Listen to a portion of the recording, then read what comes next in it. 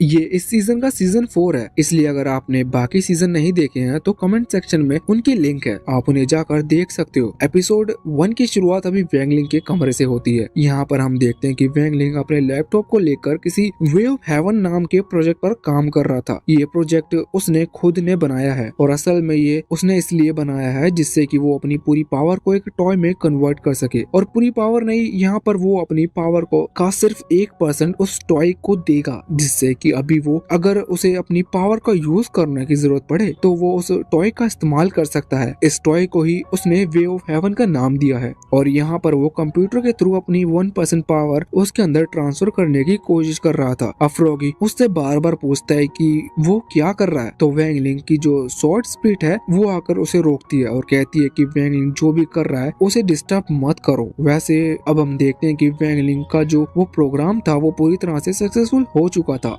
इसके बाद वो अपने उस टॉय के ऊपर हाथ रखता है जिसको उसने वे ऑफ हेवन के लिए चुना है और अपनी 1% पावर उसे दे देता है, क्योंकि पिछले सीजन में हमने देखा था कि वैंगलिंग जब अपनी पावर को इस्तेमाल करता है इस चीज से बहुत ही ज्यादा डिस्ट्रक्शन फैल जाता है और वैंगलिंग की पावर पर उसका खुद का इतना कंट्रोल नहीं है कि वो सिर्फ 1% पावर का यूज कर सके। वैसे अब स्कूल का टाइम हो चुका था, इसलिए वो वहाँ से निकल जाता है तैयार होकर। जब वो स्कूल जाने वाला था तभी उसे सनरोंग का मैसेज आता है। वो पूछती है कि वो कब आ रहा है। इस पर वो कहता है कि हाँ वो घर से निकल ही रहा है। अब सनरोंग कहती है कि तुम आज होने वाले टेस्ट के लिए पूरी तरह से तैयार हो। इस पर वैंगलिंग कहता है कि हाँ मैं तैयार हूँ। वैसे सनरोंग को पिछले सीजन में पता लग चुका था कि वैंगलिंग के पास इतनी ज्यादा पावर है, इस वजह से वो यहाँ पर ये कह रही थी कि चिंता मत करो, तुम्हारी पावर के बारे में मैं किसी को नहीं बताऊंगी, लेकिन तुम अपनी पावर का थोड़ा कम इस्तेमाल करना, क्योंकि हर बार उस चीज से डिस्ट्रक्शन फैल जाता है। अब वैंगलिंग हाँ करते हुए जब खड़ा हो रहा था कि इतने में ही वहाँ पर उसके फादर आ जाते हैं। वो वैंगलिंग को रोकते हैं और कहते हैं कि मैंने बहुत ही ज्यादा इम्पोर्टेंट चीज बनाई है, ये एक गैजेट है और ये इस तरह का गैजेट है कि इसमें एक बटन दबाते ही सामने वाले का कुछ समय पहले की बातें भूल जाएगा। असल में वैंगलिंग जब भी डिस्ट्रक्शन फैला देता है और उसके बाद जब वो लोग को भुला देता है तो इस चीज में कितने लोगों की याददाश्त जाती है इसका कोई भी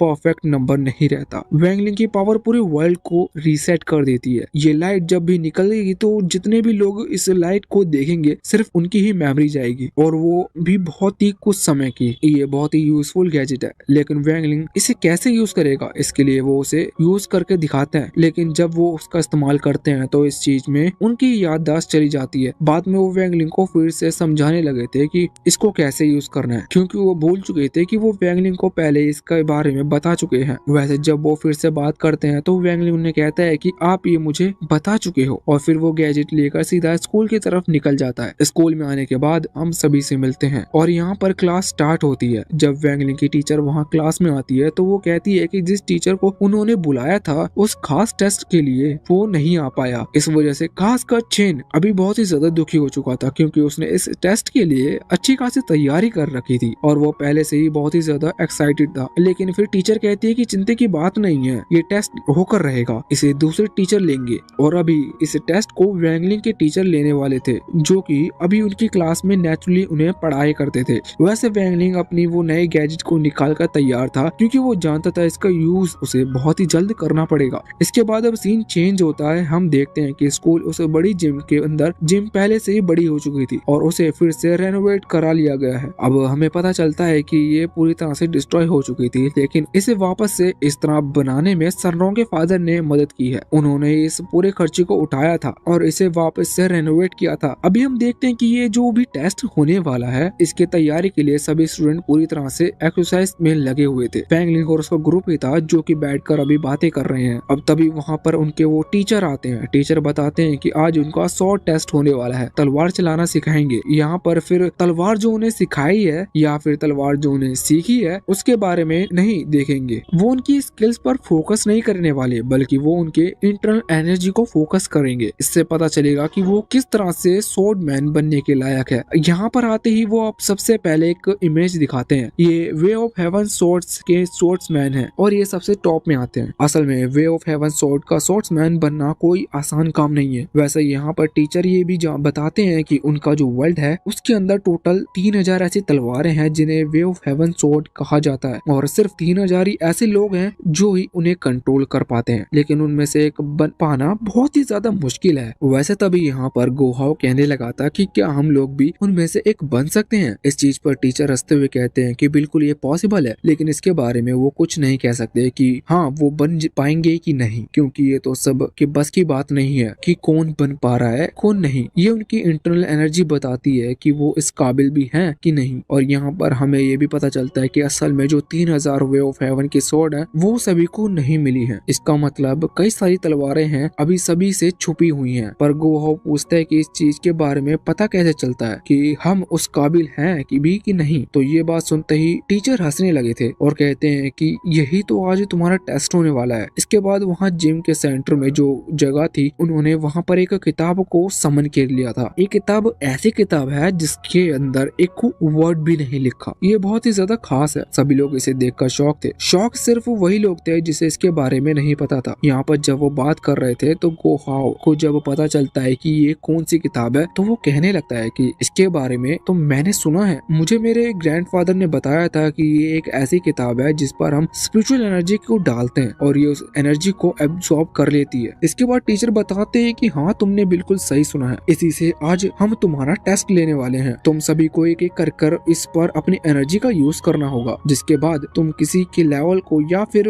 कह लो कि किसी फेस के स्वॉर्डमैन को ये बुक हमें बताएगी। अब सभी लोग तैयार थे। टीचर सबसे पहले एक दूसरे स्टूडेंट का नाम लेते हैं। वो स्टूडेंट यहाँ पर बहुत ही ज्यादा एक्साइटेड भी था और अब बहुत ही एटीट्यूड में चल कर आ रहा था। उसने तुरंत ही अपनी स्पिरिचुअल पावर को एक्टिवेट कर लिया था और अब जैसे ही वो उस किताब पर आकर उस पर अपनी स्पिरिचुअल पावर यानी एनर्जी को डालता है तो वो किताब उसे एब्सॉर्ब कर लेती है। लेकिन बाद में कुछ नहीं, बस उस स्टूडेंट को वहाँ से दूर फेंक दिया गया था क्योंकि उसके पास बहुत ही कम स्पिरिचुअल एनर्जी है, जिस वजह से उतने एनर्जी को एब्सॉर्ब करने के बाद उस किताब को और एनर्जी नहीं मिली। इसलिए उसे किसी भी लेवल का स्वॉर्डमैन नहीं कहा जा सकता और ये पक्की बात हो चुकी थी कि वो कभी भी एक वे ऑफ हेवन का स्वॉर्ड्समैन नहीं बन सकता। जब वो दूर फेंक गया था तो उसकी स्पिरिचुअल एनर्जी पूरी तरह से खत्म हो गई थी। इस वजह से वो यहाँ पर बेहोश भी हो चुका था और उसके दोस्त उसे होश में लाने की कोशिश कर रहे थे। तभी सीन चेंज होता है। हम वैंगलिंग को देखते हैं जो कि इस वक्त अपने उस वे ऑफ हेवन टॉय के साथ बात कर रहा था। वैसा भी वैंगलिंग उसी जिम में ये कुछ टाइम पहले का सीन है। यहाँ पर वैंगलिंग उससे हेल्प मांगता है क्योंकि उसे पता था कि कल जो टेस्ट होने वाला है उसमें वो अपनी पूरी पावर का इस्तेमाल नहीं कर सकता, उसे बस अपनी 1% पावर का इस्तेमाल करना है। इस वजह से वो यहाँ पर वे ऑफ हेवन टॉय के साथ बात करता है, लेकिन इस पर वे ऑफ हेवन वाला टॉय वो मना कर देता है। पर बाद में वैंगलिंग ने उसे ड्राई नूडल्स देकर मना लिया था। अब वहाँ वापस से करंट टाइम में हम देखते हैं कि उस स्टूडेंट के बाद में टीचर चेन को बुलाते हैं। चेन आगे बढ़ता है और वो उस दूसरे स्टूडेंट से भी ज्यादा एक्साइटेड लग रहा था। वो अपनी पूरी स्पिरिचुअल एनर्जी को यूज करते हुए उस किताब पर हाथ रखता है। वो किताब उसकी स्पिरिचुअल एनर्जी को एब्सॉर्ब करती है और उसने चेन को वहां से दूर नहीं फेंका था क्योंकि चेन की स्पिरिचुअल एनर्जी उस बुक के लिए काफी थी। और इसके बाद हम देखते हैं कि उस बुक के ऊपर एक स्वॉर्ड्समैन की शैडो दिखने चालू हो जाती है। यहाँ पर ये अपनी किसी टेक्निक का इस्तेमाल कर रहा था। हमें पता चलता है कि चेन फेस 3rd पर है, जिस चीज पर टीचर कहते हैं कि ये तो बहुत अच्छी बात है। अगर तुम इतनी एज में 3rd फेस पर पहुंच चुके हो तो ये पक्की बात है कि तुम कुछ टाइम बाद ही बहुत ही ज्यादा अच्छे स्वॉर्ड्समैन बनोगे। वैसे जब चेन वहाँ नीचे आता है तो सभी लोग उसकी तारीफ करने लगे थे, जिस चीज में बहुत ही ज्यादा खुश था। वैसे अब कुछ और स्टूडेंट का टेस्ट होने के बाद फिर फाइनल नंबर आता है वैंगलिंग का। टीचर उसे बुलाते हैं, वो आगे बढ़ता है और अभी उसका टेस्ट स्टार्ट होने से पहले टीचर उससे एक पेपर दिखा रहे थे।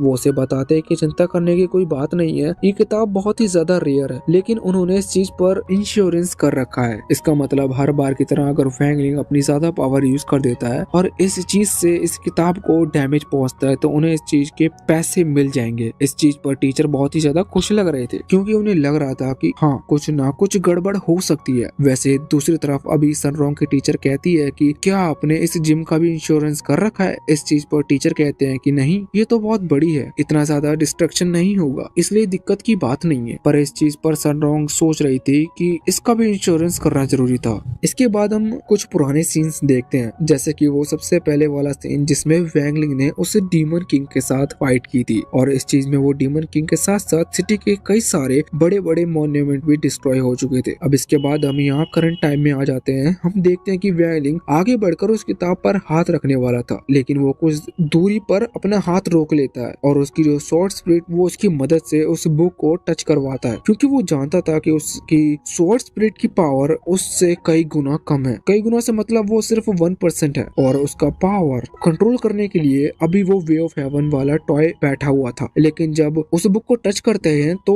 वहाँ एक एनर्जी इतनी ज्यादा बढ़ती है कि उस वे ऑफ हेवन वाले टॉय के लिए उस एनर्जी को कंट्रोल कर पाना बहुत ही ज्यादा मुश्किल हो रहा था। वो पूरी कोशिश कर रहा था पर नाकामयाब हो जाता है। हम देखते हैं कि यहाँ पर हर बार की तरह जैसे ही हर स्टूडेंट के टाइम पर वो स्वॉर्ड्समैन आकर एक स्वॉर्ड स्किल दिखाता है, तो वैंग लिंग के टाइम पर खुद ही वे ऑफ हेवन का स्वॉर्ड्समैन यहाँ आया था। वो इतना पावरफुल था कि जब वो अपने स्वॉर्ड स्किल का नमूना दिखा रहा था तो इस चीज से वो जिम की डिस्ट्रॉय होने लगी थी। साथ ही साथ जब वो लास्ट अटैक करता है तो इस चीज में जिम की छत टूट जाती है। सब लोग भागने लगे हैं और ये जो अटैक था ये सीधा आसमान की तरफ जा रहा था, जिस वजह से आसमान में कोई हेवन का दरवाजा ओपन होता है जो कि सभी को ऊपर की तरफ खींचने लगा है। वहाँ के जो पत्थर थे वो भी ऊपर की तरफ ही जा रहे थे। ये चीज देखकर वैंग लिंग के टीचर शॉक थे और वैंग लिंग से कह रहे थे कि तुमने ये क्या किया, लेकिन वैंग लिंग उनसे जवाब ना देते हुए अपनी उस स्वॉर्ड को और उस स्पिरिट को ऊपर उसी जगह की तरफ फेंकता है जहाँ पर वो सभी खींचे चले जा रहे थे। वैंग लिंग के स्वॉर्ड स्पिरिट उस जगह को यानी कि उस गेट को ही बंद कर देती है। इस वजह से अब सब नॉर्मल हो चुका था, लेकिन डिस्ट्रक्शन फैलने के कारण वैंग लिंग को अपने रेस्ट्रिक्शन मैजिक का यूज करना पड़ा है। अब जिम और बाकी जो की चीजें थी वो पहले की तरह ठीक हो चुकी थी। वैसे यहाँ पर अभी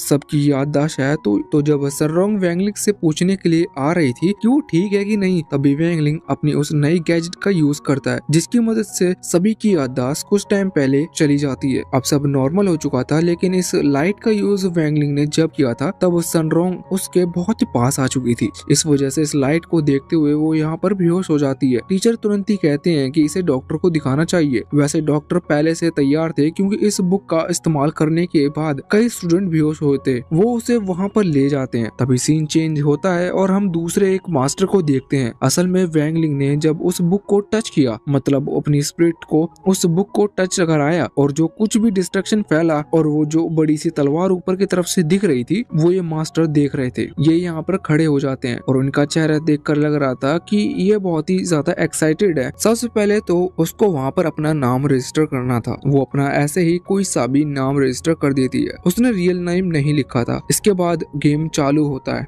हम देखते हैं कि सामने एक मशीन रखी हुई थी जिस पर बटन दबाकर अंदर जो भी सॉफ्ट टॉय है उसको निकालना है। सनरोंग को सबसे ज्यादा पसंद आता है वो फ्रॉगी जैसे दिखने वाला सॉफ्ट टॉय। इस वजह से वो ट्राई करती है मगर वो पूरी कोशिश करने के बाद भी फेल हो जाती है। लास्ट में जब उसकी रिपोर्ट आती है तो हमें पता चलता है कि उसकी रिपोर्ट में उसका विजन बी पॉजिटिव आया है। वैसे इस चीज से कोई फर्क नहीं पड़ रहा था, वो सब दुखी थे कि उसे कोई सॉफ्ट टॉय नहीं मिला। इस वजह से पास ही मशीन पर वैंग लिंग कोशिश करता है, वो उस हैंडल को पकड़ लेता है, लेकिन जब वो ट्राई करने वाला था तो यहाँ इस तरफ वो सनरोंग के ग्रैंडफादर के साथ जो लड़का खड़ा हुआ था वो किसी को मैसेज करने लगा था। वो उस मशीन को कंट्रोल करने वाले पर्सन से बात कर रहा था। वो उससे कहता है कि जितनी भी मशीन है उन्हें इतनी ज्यादा हार्ड बना दो कि कोई उन्हें पार ना कर पाए। तो अब उन्होंने वो मीडियम लेवल से हाई लेवल कर दी थी। इसके बाद हम यहाँ पर वैंग लिंग को देखते हैं। वो हैंडल जब आस पास घुमा रहा था तो उसे पॉसिबिलिटी बहुत कम दिख रही थी कि वो कितने % चांस है कि वो किसी सॉफ्ट टॉय को वहां से बाहर निकाल पाएगा।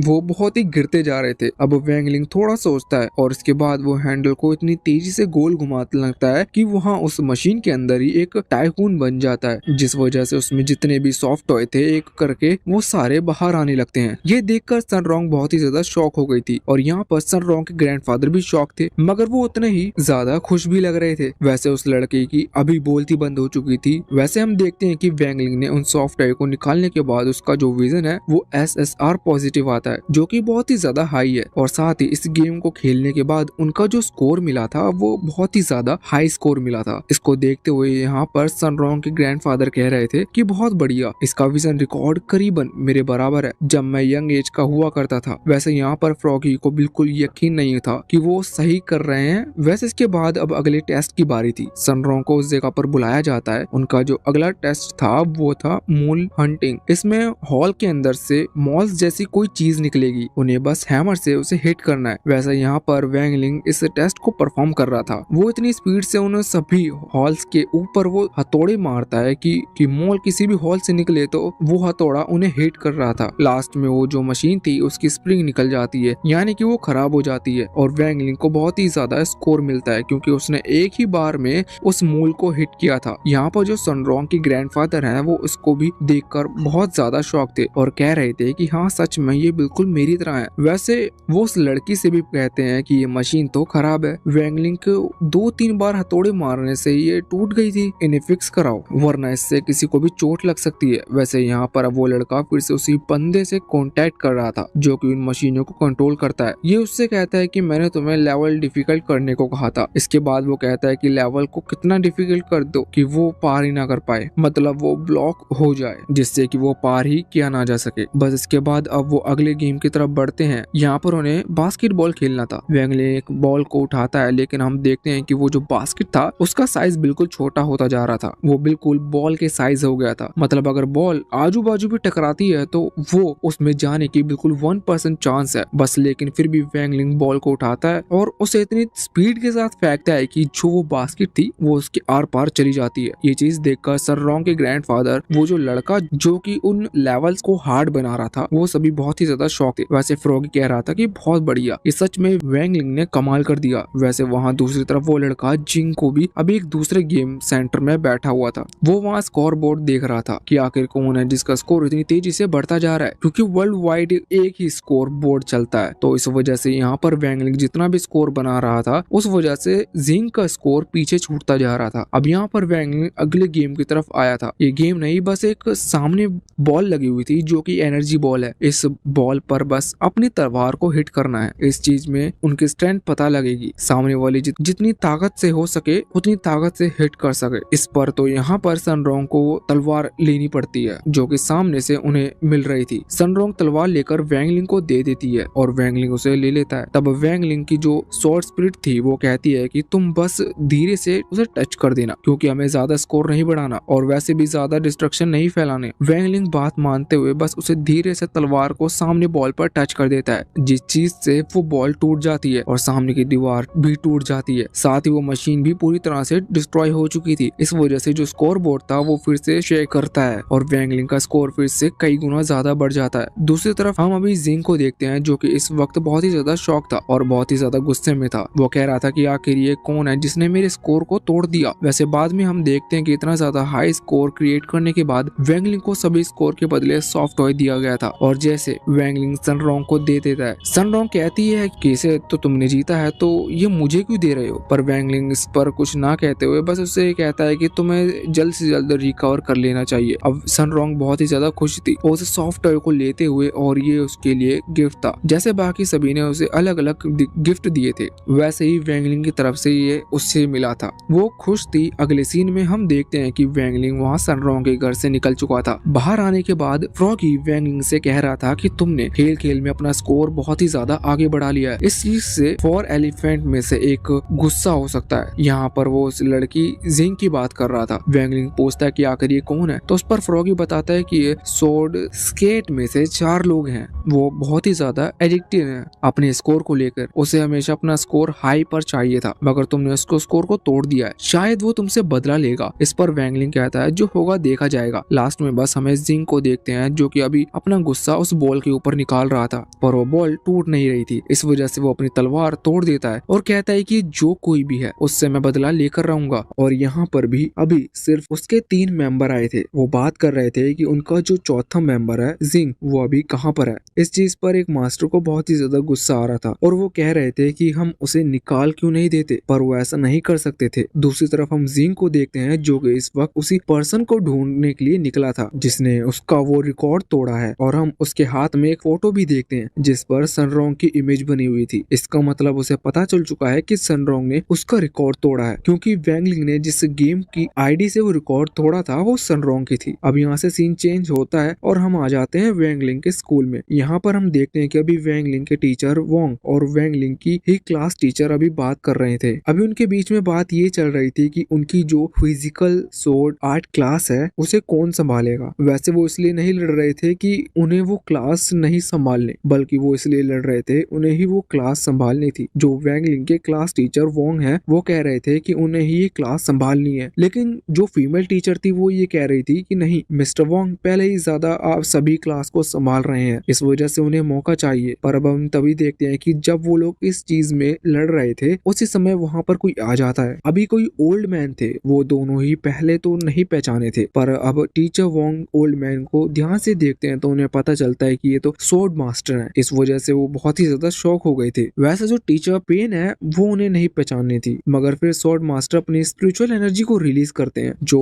बहुत ही ज्यादा थी, और इसके बाद वो कहते हैं कि क्या मेरी 10% स्पिरिचुअल एनर्जी तुम्हें विश्वास दिलाती है कि मैं ही स्वॉर्ड मास्टर हूँ, या फिर मैं और एनर्जी का यूज करूँ। ये सुनकर वो डर जाते हैं और तुरंत ही हाँ कर देते हैं। वैसे उन्हें नहीं पता था कि ये यहाँ पर किस लिए आए हैं, तो जब वो पूछते हैं तो स्वॉर्ड मास्टर बताते हैं कि असल में वो यहाँ पर उस क्लास को संभालने के लिए आए हैं जिसको लेकर मिस्टर वोंग और टीचर पेन लड़ रहे हैं। वैसे वो लोग मना नहीं कर सकते थे, लेकिन वो पूछते हैं कि आखिर स्वॉर्ड मास्टर उस क्लास को क्यों होस्ट करना चाहते हैं। तो यहाँ पर वो बताते हैं कि असल में इस जगह पर उनके पास एक सक्सेसर के लिए आए हैं और उन्हें उम्मीद है कि उन्हें उनका सक्सेसर भी इसी स्कूल में मिलेगा। अब मिस्टर वोंग उन्हें वहां से ले जाने लगते हैं अपना स्कूल दिखाने के लिए, लेकिन वो ये भी कह रहे थे कि टीचर पेन से थोड़ा दूर रहिएगा क्योंकि नहीं चाहते कि उनकी क्लास कोई और संभाले। तो इस पर स्वॉर्ड मास्टर कहते हैं कि क्या तुम्हें लगता है कि सच में ये मुझे हरा सकती है। वैसे वहां पर टीचर पेन मन में सोच रही थी कि मुझे बताना होगा कि यहाँ टीचर कौन है। अब दूसरे सीन में हम देखते हैं कि अभी क्लास से सभी लोग यहाँ पर स्वॉर्ड मास्टर और मिस्टर वोंग को आसपास घूमते हुए देख रहे थे। असल में मिस्टर वोंग स्वॉर्ड मास्टर को वो स्कूल दिखा रहे हैं और यहाँ पर क्लास में ये सब बात कर रहे थे कि आखिर ये ओल्ड मैन है कौन, क्योंकि किसी को नहीं पता था कि ये कौन है, बस उन्हें पता था कि ये उनके नए टीचर होने वाले हैं। वैसे उन्हें लग रहा था कि ये तो ओल्ड मैन है, ये हमें क्या ही सिखाएंगे, पर इस पर चेन कहता है कि नहीं, शायद ये कोई पावरफुल मास्टर है, तभी तो इन्हें यहाँ हमें सिखाने के लिए बुलाया गया है। वैसे वैंगलिंग जानता था कि ये कौन है, मगर वो सोच रहा था कि आखिर स्वॉर्ड मास्टर यहाँ पर कर क्या रहे हैं। तभी उसकी जो स्वॉर्ड स्पिरिट है वो बाहर आकर उससे कहते हैं कि एक स्वॉर्ड मास्टर दूसरे स्वॉर्ड्स में की विल को पहचान पाते हैं, शायद ये यहाँ पर अपने सक्सेसर के लिए आए होंगे। इस चीज पर वैंगलिंग कहता है कि फिर तो हमें चिंता करने की कोई जरूरत नहीं है, क्योंकि स्वॉर्ड मैनशिप में तो मैं इन बाकी सब में से अच्छा नहीं हूँ। लेकिन इस चीज पर उसकी स्पिरिट को बिल्कुल भी यकीन नहीं था। अब हम देखते हैं कि उनकी क्लास टीचर यानी कि टीचर पेन वहां आती है और सभी से कहती है कि अभी जब तक स्वॉर्ड मास्टर को स्कूल दिखाया जा रहा है तब तक तुम्हारी स्वॉर्ड क्लास पोस्टपोन की जाती है। इस वजह से यहाँ पर अभी वो कुछ क्विज गेम लेकर आई थी। सभी स्टूडेंट बहुत ही ज्यादा डिप्रेस हो गए थे क्योंकि उन्हें स्वॉर्ड आर्ट क्लास में ज्यादा इंटरेस्ट था। वैसे इधर हम देखते हैं कि वैंगलिंग जब अपनी किताब को खोलता है तो उसके ऊपर एक डायग्राम सा बना हुआ था। जब स्वॉर्ड मास्टर उससे पूछती है ये क्या है, तो इस पर वैंगलिंग बताता है कि ये मिनी फॉर्मेशन है। इस चीज से वो किसी एक पर्सन की पोजीशन को फाइंड कर सकता है। वो बताता है कि ये उसने जिंग के लिए बनाया है जो कि अभी सनरोंग पर अटैक करने के लिए यहीं वो आसपास घूम रहा है। वैसे इसके बाद सीन चेंज होता है और अगले सीन में हम जिंग को देखते हैं जो कि सच में अभी उसी तरफ आ रहा था। वो यहाँ पर देखता है कि वो जल्दी उस जगह पर पहुंच जाएगा और अभी उसे सनरोंग के ऊपर बहुत ही ज्यादा गुस्सा आ रहा था, मगर तभी वो नोटिस करता है कि शायद कोई उसके ऊपर नजर रखा हुआ है। वो फैसला करता है कि वो सनरोंग के साथ साथ उससे भी बदला लेकर जिसने उसके ऊपर अभी नजर रखी हुई है। यहाँ से सीन चेंज होता है। हम देखते हैं कि अभी जो स्वॉर्ड मास्टर हैं वो इस वक्त मिस्टर वोंग से कह रहे थे कि ये टीचर पेन तो सच में बहुत ही ज्यादा खतरनाक है। असल में इन लोगों को पता चल चुका था कि टीचर पेन का प्लान क्या है। टीचर पेन क्या कर रही है कि उनको जो स्वॉर्ड आर्ट क्लास संभालने को नहीं मिली, इसलिए वो यहाँ पर बच्चों को क्विज गेम खिलाकर बोर कर रही है और साथ ही साथ उन्हें थका रही है, क्योंकि अगर कोई भी 2-3 घंटे पढ़ेगा उसके बाद उसके अंदर बिल्कुल भी एनर्जी नहीं बचेगी। इस वजह से अभी कोई भी स्टूडेंट यहाँ पर नहीं आया था। वैसे तभी स्वॉर्ड मास्टर अपने वैंगलिंग और उसके पूरे ग्रुप को देखते हैं। यहाँ पर चेन बहुत ही ज्यादा दुखी था कि ऐसे तो हम कभी भी स्वॉर्ड आर्ट क्लास को ज्वाइन नहीं कर पाएंगे क्योंकि सभी स्टूडेंट थक चुके हैं, कोई भी आने को तैयार नहीं है। मगर अब स्वॉर्ड मास्टर कहते हैं कि वाह, तुम लोग यहाँ पर आ गए, मैं तुम्हारा ही वेट कर रहा था। अब वो लोग उन्हें हेलो करते हुए वापस लौटने लगते हैं। ये देखकर स्वॉर्ड मास्टर पूछते हैं कि आखिर तुम लोग कहाँ जा रहे हो, जिस चीज पर वो सभी कहते हैं कि हम ज्वाइन नहीं कर सकते क्योंकि सारे स्टूडेंट थके हुए हैं और कोई भी यहाँ पर आने की हालत में नहीं है। लेकिन जब स्वॉर्ड मास्टर अपनी पावर दिखाते हैं जिसे देखकर चेन कहता है, देखा, मैंने कहा था कि स्वॉर्ड मास्टर जरूर ही कोई पावरफुल मास्टर है, वरना उन्हें यहाँ पर हमें सिखाने की परमिशन दी नहीं जाती। वैसे असल में यहाँ पर स्वॉर्ड मास्टर भी आर्ट ऑफ लेविएशन नाम की टेक्निक का इस्तेमाल कर रहे थे। वो कह रहे थे कि ये मैं तुम लोगों को भी सिखा सकता हूँ, पर इसके लिए तुम्हें क्लास ज्वाइन करनी होगी। अब वो लोग सोच रहे थे कि वो क्लास ज्वाइन कैसे करें, क्योंकि टीचर पेन तो उनकी क्लास लगा रही हैं और अगर उन्हें पता चला कि वो यहाँ पर आए हैं तो वो बहुत ही ज्यादा पढ़ाने लगेगी। और वैसे भी बाकी स्टूडेंट तो 2-3 घंटे पढ़ने के बाद इतना थक जाते हैं कि वो यहाँ पर आ ही नहीं सकते। और हम देखते हैं कि इस वक्त टीचर पेन अभी कुछ लिख रही थी, लेकिन लिखते लिखते उनकी इंक बर्फ से जम जाती है। वो इस चीज से शॉक थी। वो कह रही थी कि ये क्या हो रहा है और आखिर ये स्कूल के नीचे की स्पिरिचुअल बीन्स कम क्यों हो रही है। वहाँ पर टीचर वोंग भी आते हैं और वो कहते हैं कि मैं भी शॉक हूँ, ना जाने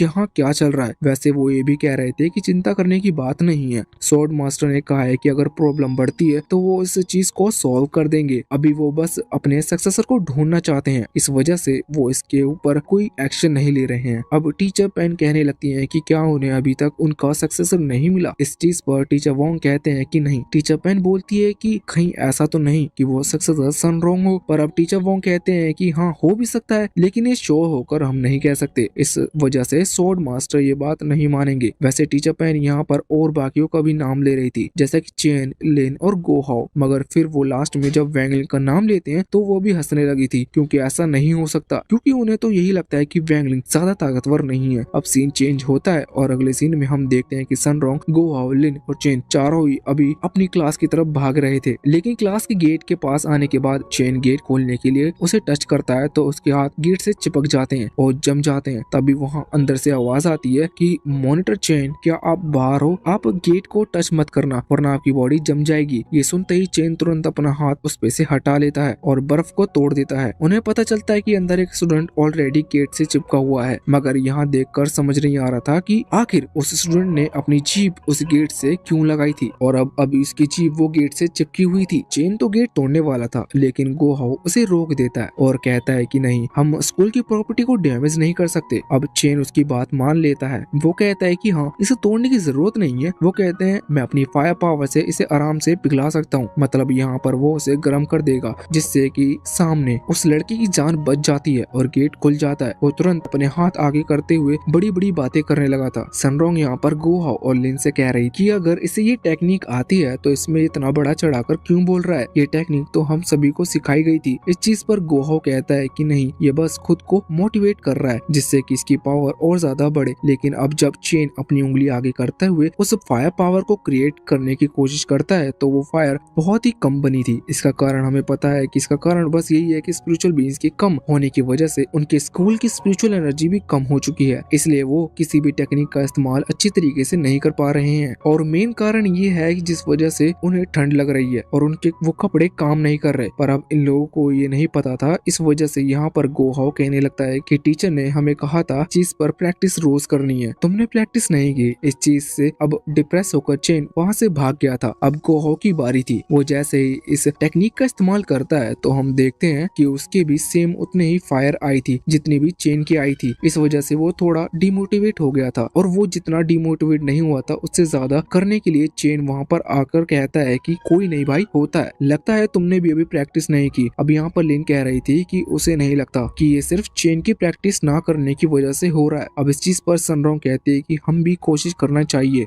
जब वो दोनों ट्राई करती हैं तो यहाँ पर उनकी फिंगर में से भी उतनी ही फायर आती है जितनी की इन दोनों में से आई थी, और जैसे ही हल्की सी हवा चलती है तो अचानक से वो फायर भी बुझ जाती है। अब वो लोग चिंता करने लगे थे कि ये क्या हो रहा है और उनकी पावर कम क्यों होने लगी। तभी सनरोंग अपनी स्पिरिचुअल पावर को चेक करते हुए बताती है कि यहाँ पर इस जगह पर स्पिरिचुअल एनर्जी पूरी तरह से लो हो चुकी है। इस वजह से जो स्पिरिचुअल एनर्जी वो लोग अपने हाथ में से क्रिएट करते हैं वो बिल्कुल रेत की तरह बिखर रही थी। अब वो लोग समझ चुके थे कि यहाँ क्या हो रहा है। इस चीज पर गोहाओ कहने लगता है कि अगर हम किसी तरह से स्पिरिचुअल बीइंग्स को रिपेयर कर देंगे तो शायद ये स्पिरिचुअल एनर्जी वापस से बढ़ सकती है। लेकिन जब वो इतना कह रहा था तभी वहाँ पर लिन चिल्लाती है क्योंकि अभी उसे बहुत ही ज्यादा तेज ठंड लगने लगी थी। यहाँ सनरोंग बताती है कि वो वाटरफ्लाई क्लैन से है, इस वजह से वो लोग ठंडे को सह नहीं सकते। उसे इतनी देर से ठंड नहीं लग रही थी क्योंकि उसे कपड़े थोड़े बहुत असर कर रहे थे, पर अब उन्होंने भी असर करना बंद कर दिया है। लिन की हालत खराब होते देख चेन उसे उठा लेता है। वो लोग अभी टीचर के पास जाने लगे थे। यहाँ पर सनरोंग मन में सोच रही थी कि अब सिर्फ वैंगलिंग ही कुछ कर सकता है, ना जाने वो कहाँ पर है। और यही सेम चीज यहाँ पर गोहाओ कहता है। और आखिर में ये वैंगलिंग कहाँ गया। वैसे इसके इतना कहते ही यहाँ सीन चेंज होकर सीधा ही वहाँ ग्राउंड की तरफ आ जाता है। यहाँ पर हम उन चारों लोगों में से एक मास्टर को देखते हैं। अभी तो जिंग पकड़ा गया है, ये उन तीनों में से एक था और यही था जो कह रहा था कि हम सबको जाने की जरूरत नहीं है, हम में से कोई एक ही वहाँ जाकर उस पूरे स्कूल को खत्म कर सकता है। इस वक्त ये सब बर्फ इसी का काम था। इसने अपनी तलवार को जमीन में लगाते हुए वहाँ के स्पिरिचुअल बीइंग्स को रोक दिया था और उन्हें एब्सॉर्ब करने लगा था। और साथ ही साथ ये स्नो जो कि गिर रही है, ये उसकी पावर है। वो धीरे धीरे अपनी पावर को बढ़ा देता है, क्योंकि जब उसे स्पिरिचुअल बीइंग से स्पिरिचुअल एनर्जी मिल जा रही है, इस वजह से उसकी पावर और भी बढ़ती जा रही थी। फिर आखिर वैंगलिंग ने असल में पहले वो जो चीज बनाई थी वो स्पिरिचुअल एनर्जी के लिए है। इस वजह से वो यहाँ पर जैसे ही स्पिरिचुअल एनर्जी का फोर्स जमीन में डालता है, तो अब वहाँ की जो स्पिरिचुअल बीइंग्स थी वो फिर से रिपेयर हो चुकी थी। और जैसे स्पिरिचुअल बीइंग्स रिपेयर होती है तो आसपास जो बर्फ थी वो बहुत ही स्पीड से पिघलने लगती है। दूसरी तरफ वो जो स्टूडेंट थे उनके आसपास जो बर्फ जमी हुई थी वो भी पिघल गई थी और यहाँ पर लिन को भी ठंड लगना बंद हो गया था। लेकिन जब वो होश में आती है तो वो देखती है कि वो चेन के हाथ में है, इसलिए अब वो तुरंत उतर जाती है। वैसे हम देखते हैं कि उस मास्टर के दूर फेंकने की वजह से वहाँ ऊपर वो बैरियर डिस्ट्रॉय हो गया था। इस वजह से अब वहाँ पर हर तरफ धूप फैलने लगी थी। पहले जो पेड़ थे जो कि सूख गए थे वो भी फिर से उगने लगे थे। साथ ही साथ स्पिरिचुअल एनर्जी बहुत ही ज्यादा बढ़ जाने की वजह से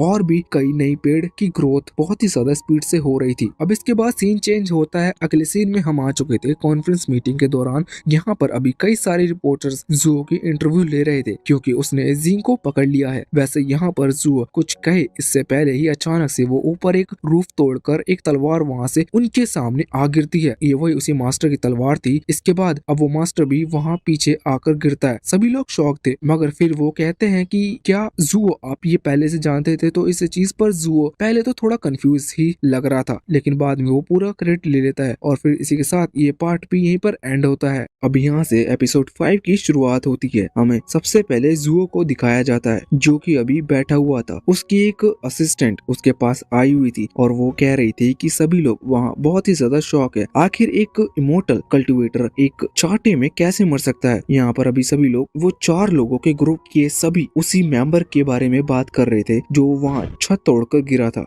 उसके बाद जुओ ने उसे थप्पड़ मार दिया था और उसकी जान चली गई थी और सभी को यही लग रहा था कि जुओ ने उसे मारा है। ये बहुत बड़ी बात थी उनके लिए। ये तो अच्छा था, लेकिन किसी को भी ये यकीन नहीं हो रहा था क्योंकि वो एक इमोर्टल कल्टिवेटर था जो कि बहुत पावरफुल था। जुओ कहता है कि क्या तुम मेरी ताकत पर शक कर रही हो? इस पर वो कहती है कि नहीं, ऐसा कुछ भी नहीं है, बल्कि मैं बस ये बताने के लिए आई थी कि उस ग्रुप ने आपके ऊपर एक बहुत बड़ा इनाम रखा है। जुओ ऐसा दिखाता है जैसे उसे इस चीज से कोई फर्क नहीं पड़ता। वो लड़की वो वांटेड पोस्टर दिखाती है जिसके ऊपर इनाम लिखा हुआ था। वो उनके स्पिरिचुअल कॉइन्स में था, लेकिन हम समझ सकते हैं कि वो करीब 23 करोड़ रुपए का इनाम है। ये देखकर अंदर ही अंदर जुओ बहुत ही ज्यादा शॉक हो चुका था और डर भी गया था। लेकिन वो कहता है कि इस सब से कुछ नहीं होगा, मुझे कोई फर्क नहीं पड़ेगा। उस वांटेड पोस्टर पर साफ लिखा हुआ था कि उन्हें जिंदा जुओ नहीं चाहिए। अगर कोई उसे लेकर आ रहा है और वो उसे गलती से मार भी देता है तो भी उन्हें चलेगा। अब जब वो लड़की वहाँ से चली जाती है तो जुओ तुरंत ही वैंगलिंग को फोन लगाता है।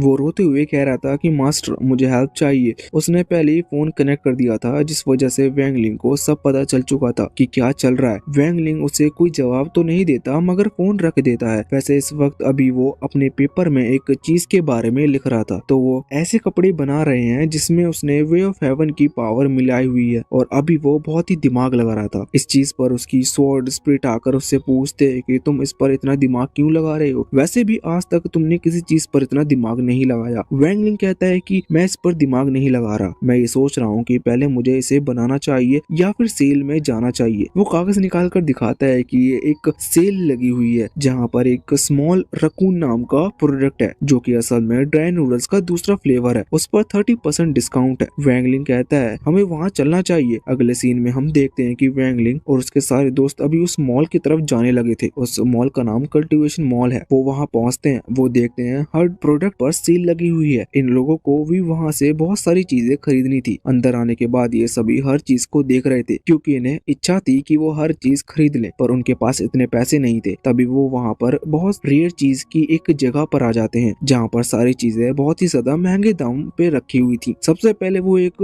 पीकॉक विंग नाम के ट्रेजर को देखते हैं जो कि असल में एक बहुत ही ज्यादा पुराने एंशिएंट रूइन के लिए निकाला गया था। उसका प्राइस यहाँ पर 100 मिलियन स्पिरिचुअल कॉइन्स थी जो कि बहुत ही ज्यादा है। वो लोग उसे लेने का सोच भी नहीं सकते। वैसे हाँ, यहाँ पर सनरोंग अगर चाहे तो वो उसे ले सकती है, लेकिन वो उसे नहीं ले रही थी क्योंकि ये जितने भी ट्रेजर हैं ये सिर्फ उन्हीं की बातें सुनते हैं जो कि स्पिरिचुअल एनर्जी में बहुत ही हाई हो और ये खुद से अपना मास्टर चुन सके। अगर ये प्रोडक्ट सामने वाले को अपना मास्टर नहीं चुनते तो सामने वाला इनका कुछ यूज नहीं कर सकता। अब वो आगे बढ़कर एक बोट को देखते हैं। यहाँ पर गो हाउ बताता है कि उस बोट की खासियत क्या है, लेकिन वो जानते थे कि वो इसे भी नहीं ले सकते क्योंकि ये भी उनके शायद ही मास्टर चुनेंगे और इसकी प्राइस भी यहाँ पर बहुत ही ज्यादा थी। तभी गो हाउ कहता है कि ऐसा कहा जाता है कि ये स्टोरेज किसी को भी अगर मास्टर चुन ले तो वो मास्टर इनके थॉट को भी सुन सकता है, मतलब उसे इनकी आवाज सुनाई देती है। दूसरी तरफ हम पास में ही वैंगलिंग को देखते हैं जो कि अभी बहुत ही परेशान लग रहा था क्योंकि वो जब से यहाँ पर आया है तब से उसे यहाँ जितने भी ट्रेजर हैं सबकी आवाज सुनाई दे रही थी। वो सभी उससे कह रहे थे कि वैंगलिंग उसे खरीद ले, लेकिन वैंगलिंग जानता था कि ये उनके किसी काम के नहीं है। इस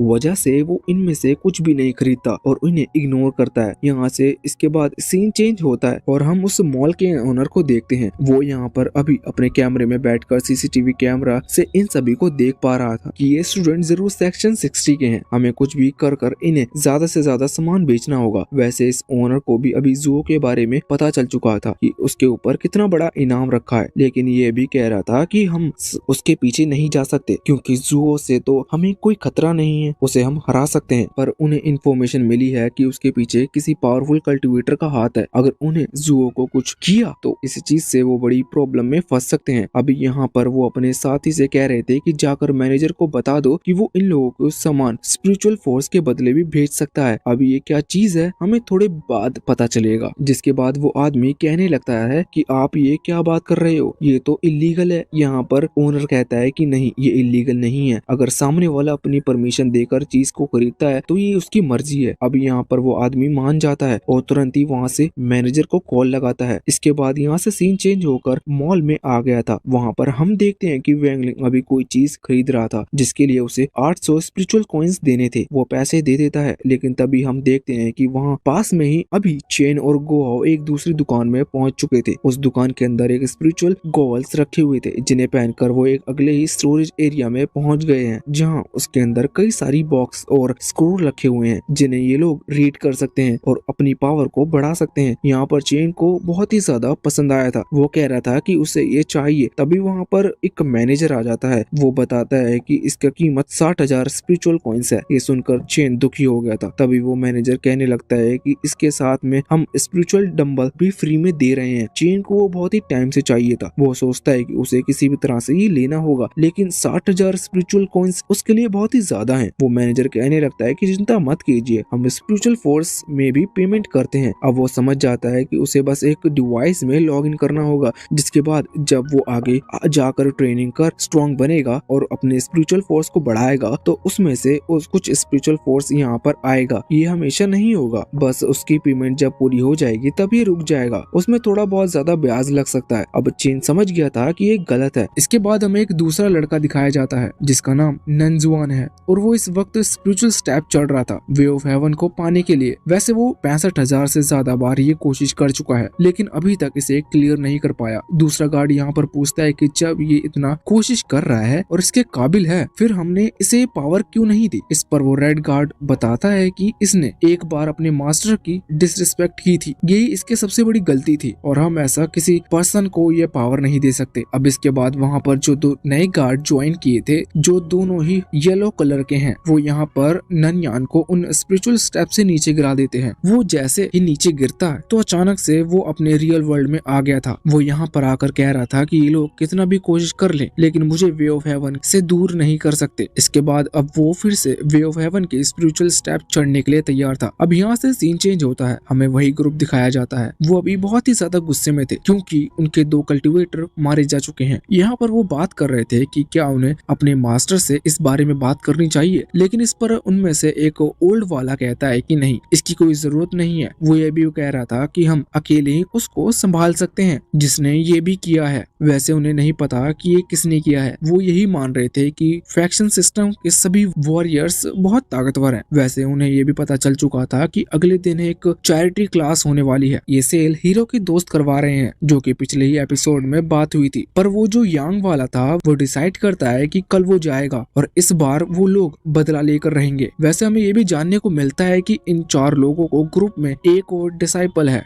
यानी कि उसके मास्टर के अलावा एक और पावरफुल मेंबर है जो कि उनकी मास्टर के सबसे स्ट्रॉन्ग डिसाइपल हैं, लेकिन उसकी लोकेशन के बारे में हमें इतना नहीं पता। वैसे यहाँ से सीन चेंज होता है और हमें पता चलता है कि वहाँ वे ऑफ हेवन की लाइब्रेरी के अंदर उन सभी को ये बात पता चल चुकी थी कि हीरो के ऊपर हमला होने वाला है, मगर वो बात कर रहे थे कि लगता है कि ये लड़का भी मारा जाएगा क्योंकि उससे पहले 2 साथी भी यहाँ पर आ चुके हैं और वो सभी स्पिरिचुअल वर्ल्ड के अंदर ठिकाने भी लगा दिए गए थे। अब बाकी गार्ड्स हंस रहे थे, लेकिन जो 2 नए गार्ड्स थे उनमें से एक कहता है कि ये किसकी बात कर रहे हैं, तो यहाँ पर वो दूसरा वाला उससे मारते हुए कहता है कि ये व्हाइट लिस्ट के मेंबर की बात कर रहे हैं। वैसे अब फिर से सीन चेंज होता है और अब हम आ जाते हैं हीरो के स्कूल में, जहाँ पर टीचर कह रही थी कि कल उनका फैक्शन सिस्टम एक चैरिटी सेल ऑर्गेनाइज करने वाला है। इसके लिए सभी बच्चों को अपने पास से कोई ऐसी चीज लेकर आनी है जो कि दूसरी की किसी काम आ सकती है और वो लोग वहाँ सेल कर सकते हैं। साथ ही साथ यहाँ पर जो जितना ज्यादा पैसा कमाएगा उसे अलग से रिवॉर्ड भी मिलेंगे। अभी हीरो से उसके शॉर्ट स्पिरिट पूछ रही थी कि आखिर मास्टर आप क्या यहाँ पर सेल करने वाले हो। हीरो कहता है कि मैंने भी सोचा नहीं है, पर कुछ न कुछ तो मिल ही जाएगा। अब सीन चेंज होता है और हम नंजुआन को देखते हैं जो कि इस वक्त एक एनर्जी पिल खा रहा था और कह रहा था कि इस बार मुझे किसी भी हालत में वे ऑफ हेवन को क्लियर करना है। अब बाद में हम हीरो को देखते हैं जो कि शाम को घर पर आता है, तो अभी वो वही सोच रहा था कि वो वहाँ चैरिटी क्लास में क्या लेके जाएगा। तभी उसे कुछ याद आता है और वो जाने लगता है अपने स्टोरेज रूम के पास। वहाँ पर आने के बाद जब फ्रॉगी उसे देखता है तो वो पूछता है कि तुम यहाँ पर क्या कर रहे हो। यहाँ पर हीरो ने एक गेट ओपन कर लिया था। यहाँ फ्रॉगी पूछता है कि ये क्या है, ये तो मैंने कभी नहीं देखा। हीरो कहता है कि क्या तुम अंदर चल कर देखना चाहोगे, जिस पर फ्रॉगी कहता है हाँ। अंदर जाने के बाद हमें पता चलता है कि असल में ये वे ऑफ हेवन की लाइब्रेरी का रास्ता है। फ्रॉगी वे ऑफ हेवन की लाइब्रेरी देखकर बहुत ज्यादा शॉक हो गया था क्योंकि उसने एक बार ही हीरो को कहा था कि वे ऑफ हेवन एक ऐसी चीज है जिसे नॉर्मल कल्टिवेटर कभी अचीव नहीं कर सकते, लेकिन यहाँ पर हीरो पूरी उसकी लाइब्रेरी का रास्ता जानता है। अब वो ज्यादा शॉक तब हो जाता है जब उसे पता चलता है कि हीरो व्हाइट लिस्ट के अंदर है और व्हाइट लिस्ट के अंदर अभी तक सिर्फ एक ही मेंबर ज्वाइन हुआ है जो कि हीरो है। हीरो के पास पूरी परमिशन है, वो जब चाहे वो यहाँ पर आ सकता है। यहाँ पर अभी कोई चीज लेने के लिए आया था जो कि अगले दिन वो बेच सकता है, तो हम देखते हैं कि अभी उसे कोई चीज देखनी पड़ेगी। उसके बदले हीरो तुरंत ही अपने क्रिस्पी नूडल्स का एक पैकेट निकाल लेता है और उसके सामने करता है। फ्रॉगी तो ये देखकर शॉक था क्योंकि क्रिस्पी नूडल से बदले ये लोग उसे क्या ही देंगे, पर फ्रॉगी को जानने को मिलता है कि असल में इन लोगों के लिए भी क्रिस्पी नूडल्स एक ट्रेजर के बराबर है। यहाँ पर वो जो गार्ड थे उनमें से एक गार्ड एक गोल्डन वॉर्म को बाहर निकालता है और कहता है कि एक खास वॉर्म है, ये जो कपड़े क्रिएट करता है वो कपड़े बहुत ही ज्यादा खतरनाक पावरफुल होते हैं, उन पर कितना भी खतरनाक अटैक कर लिया जाए लेकिन उन्हें कुछ भी नहीं होगा। लेकिन हीरो कहता है कि नहीं मुझे ये नहीं चाहिए। इसके बाद अब वो उसे एक साबुन दिखाने लगते हैं जिससे कि आराम से वेट लूज किया जा सकता है, पर हीरो कहता है कि इसे कौन खरीदेगा और वो उसके लिए मना कर देता है। जिसके बाद यहाँ उन्होंने उस साबुन को उसी जगह पर फेंक दिया था जहाँ से वो वे ऑफ हेवन की स्पिरिचुअल स्टेप को देखते हैं। वो साबुन वहाँ गिरता है और नंजुआन को नीचे को गिरा देता है। यहाँ से सीन चेंज होता है और हम देखते हैं कि अभी वो गार्ड और चीजें दिखा रहे थे लेकिन हीरो को उनमें से कोई चीज पसंद नहीं आ रही थी, वो सभी को मना कर रहा था। इस वजह से वहाँ उन चीजों को का ढेर लग जाता है। दूसरी तरफ नंजुआन ने हार नहीं मानी थी, वो अभी उन स्पिरिचुअल स्टेप पर चढ़ने की कोशिश कर रहा था। वैसे अब इन लोगों का ध्यान नहीं था, इस वजह से नंजुआन वहाँ तक पहुँच जाता है। अब यहाँ वापस से हम देखते हैं कि अभी जब वो और चीजें देख रहे थे तो फ्रॉगी ये चीज देखकर बहुत ज्यादा शॉक था। वो कहता है कि एक मामूली से क्रिस्पी नूडल के पैकेट के लिए ये इतनी सारी चीजें क्यों दे सकते हैं, और अभी तक वैंगलिंग का तो पता है कि उसे क्रिस्पी नूडल्स बहुत पसंद है, पर इन लोगों को भी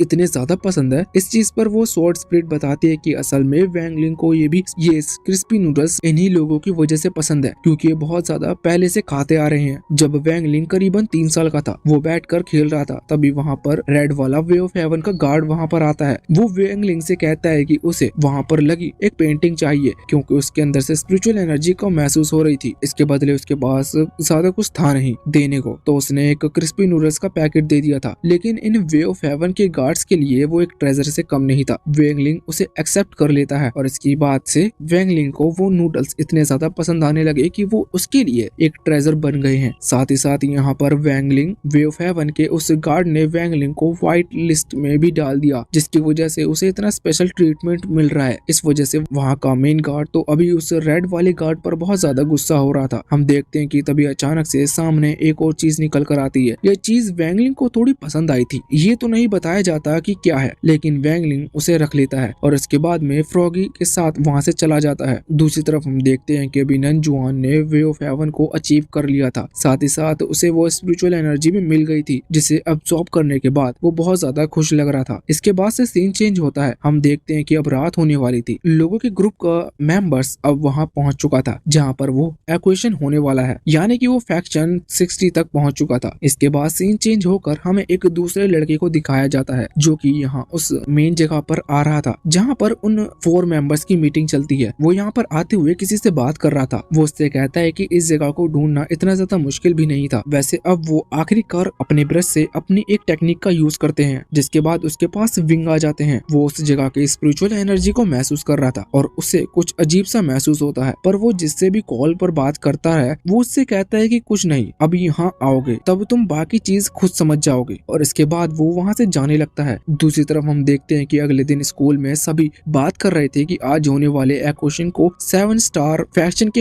हेड सपोर्ट कर रहे हैं। ये वही बंदा है जो कि असल में सीनियर जुओ का हेड है, मतलब मास्टर है। और वैसे हमें पता है कि ये कौन है। वैसे अभी ये बात कर रहे थे कि वो आज यहाँ पर क्या सेल करने वाले हैं। सबसे पहले गोहाव से पूछा जाता है। वो तो कहता है कि वो अभी नहीं बताएगा, वो तभी बताएगा जब ये एक्वेशन शुरू होगा। फिर उसके बाद वो चेन से पूछते हैं कि चेन ज्यादा कुछ पूछता नहीं, वो तुरंत ही अपनी उस चीज को निकाल लेता है। उसके पास एक जाइंट स्वॉर्ड थी जो कि असल में उसके फादर की है। ये देखकर गोहाव कहने लगता है कि तुम फिर से मार खाने चाहते हो, तुम अपने फादर की चीज लाए हो सेल करने के लिए। लेकिन चेन कहता है कि ऐसा नहीं है, वो परमिशन से इसे लेकर आया है। और वैसे भी उनकी फैमिली में हर साल एक स्वॉर्ड ली जाती है और ये स्वॉर्ड बहुत ही ज्यादा टाइम पुरानी है, इस वजह से वो इसे सेल कर सकता है। यहाँ पर वो उसको कई सारी डिटेल बता रहा था, जैसे वो कितनी पुरानी है, उसकी खासियत क्या है और इसे उसके कौन से ग्रैंडफादर यूज करते थे। लेकिन बाकी लोग उसकी बातों पर यहाँ पे ध्यान नहीं देते। वो लोग लिन से पूछने लगते हैं कि वो क्या लेकर आई है। लिन यहाँ पर अपने पास से कुछ पपेट निकालती है, छोटे छोटे। वो सभी का एक एक पपेट बनाकर लाई थी जो कि बहुत ज्यादा क्यूट लग रहे थे। वो सभी को एक एक दे देती है। इसके बाद अब वो लोग वैंगलिंग से पूछते हैं कि आखिर वो क्या लाया है।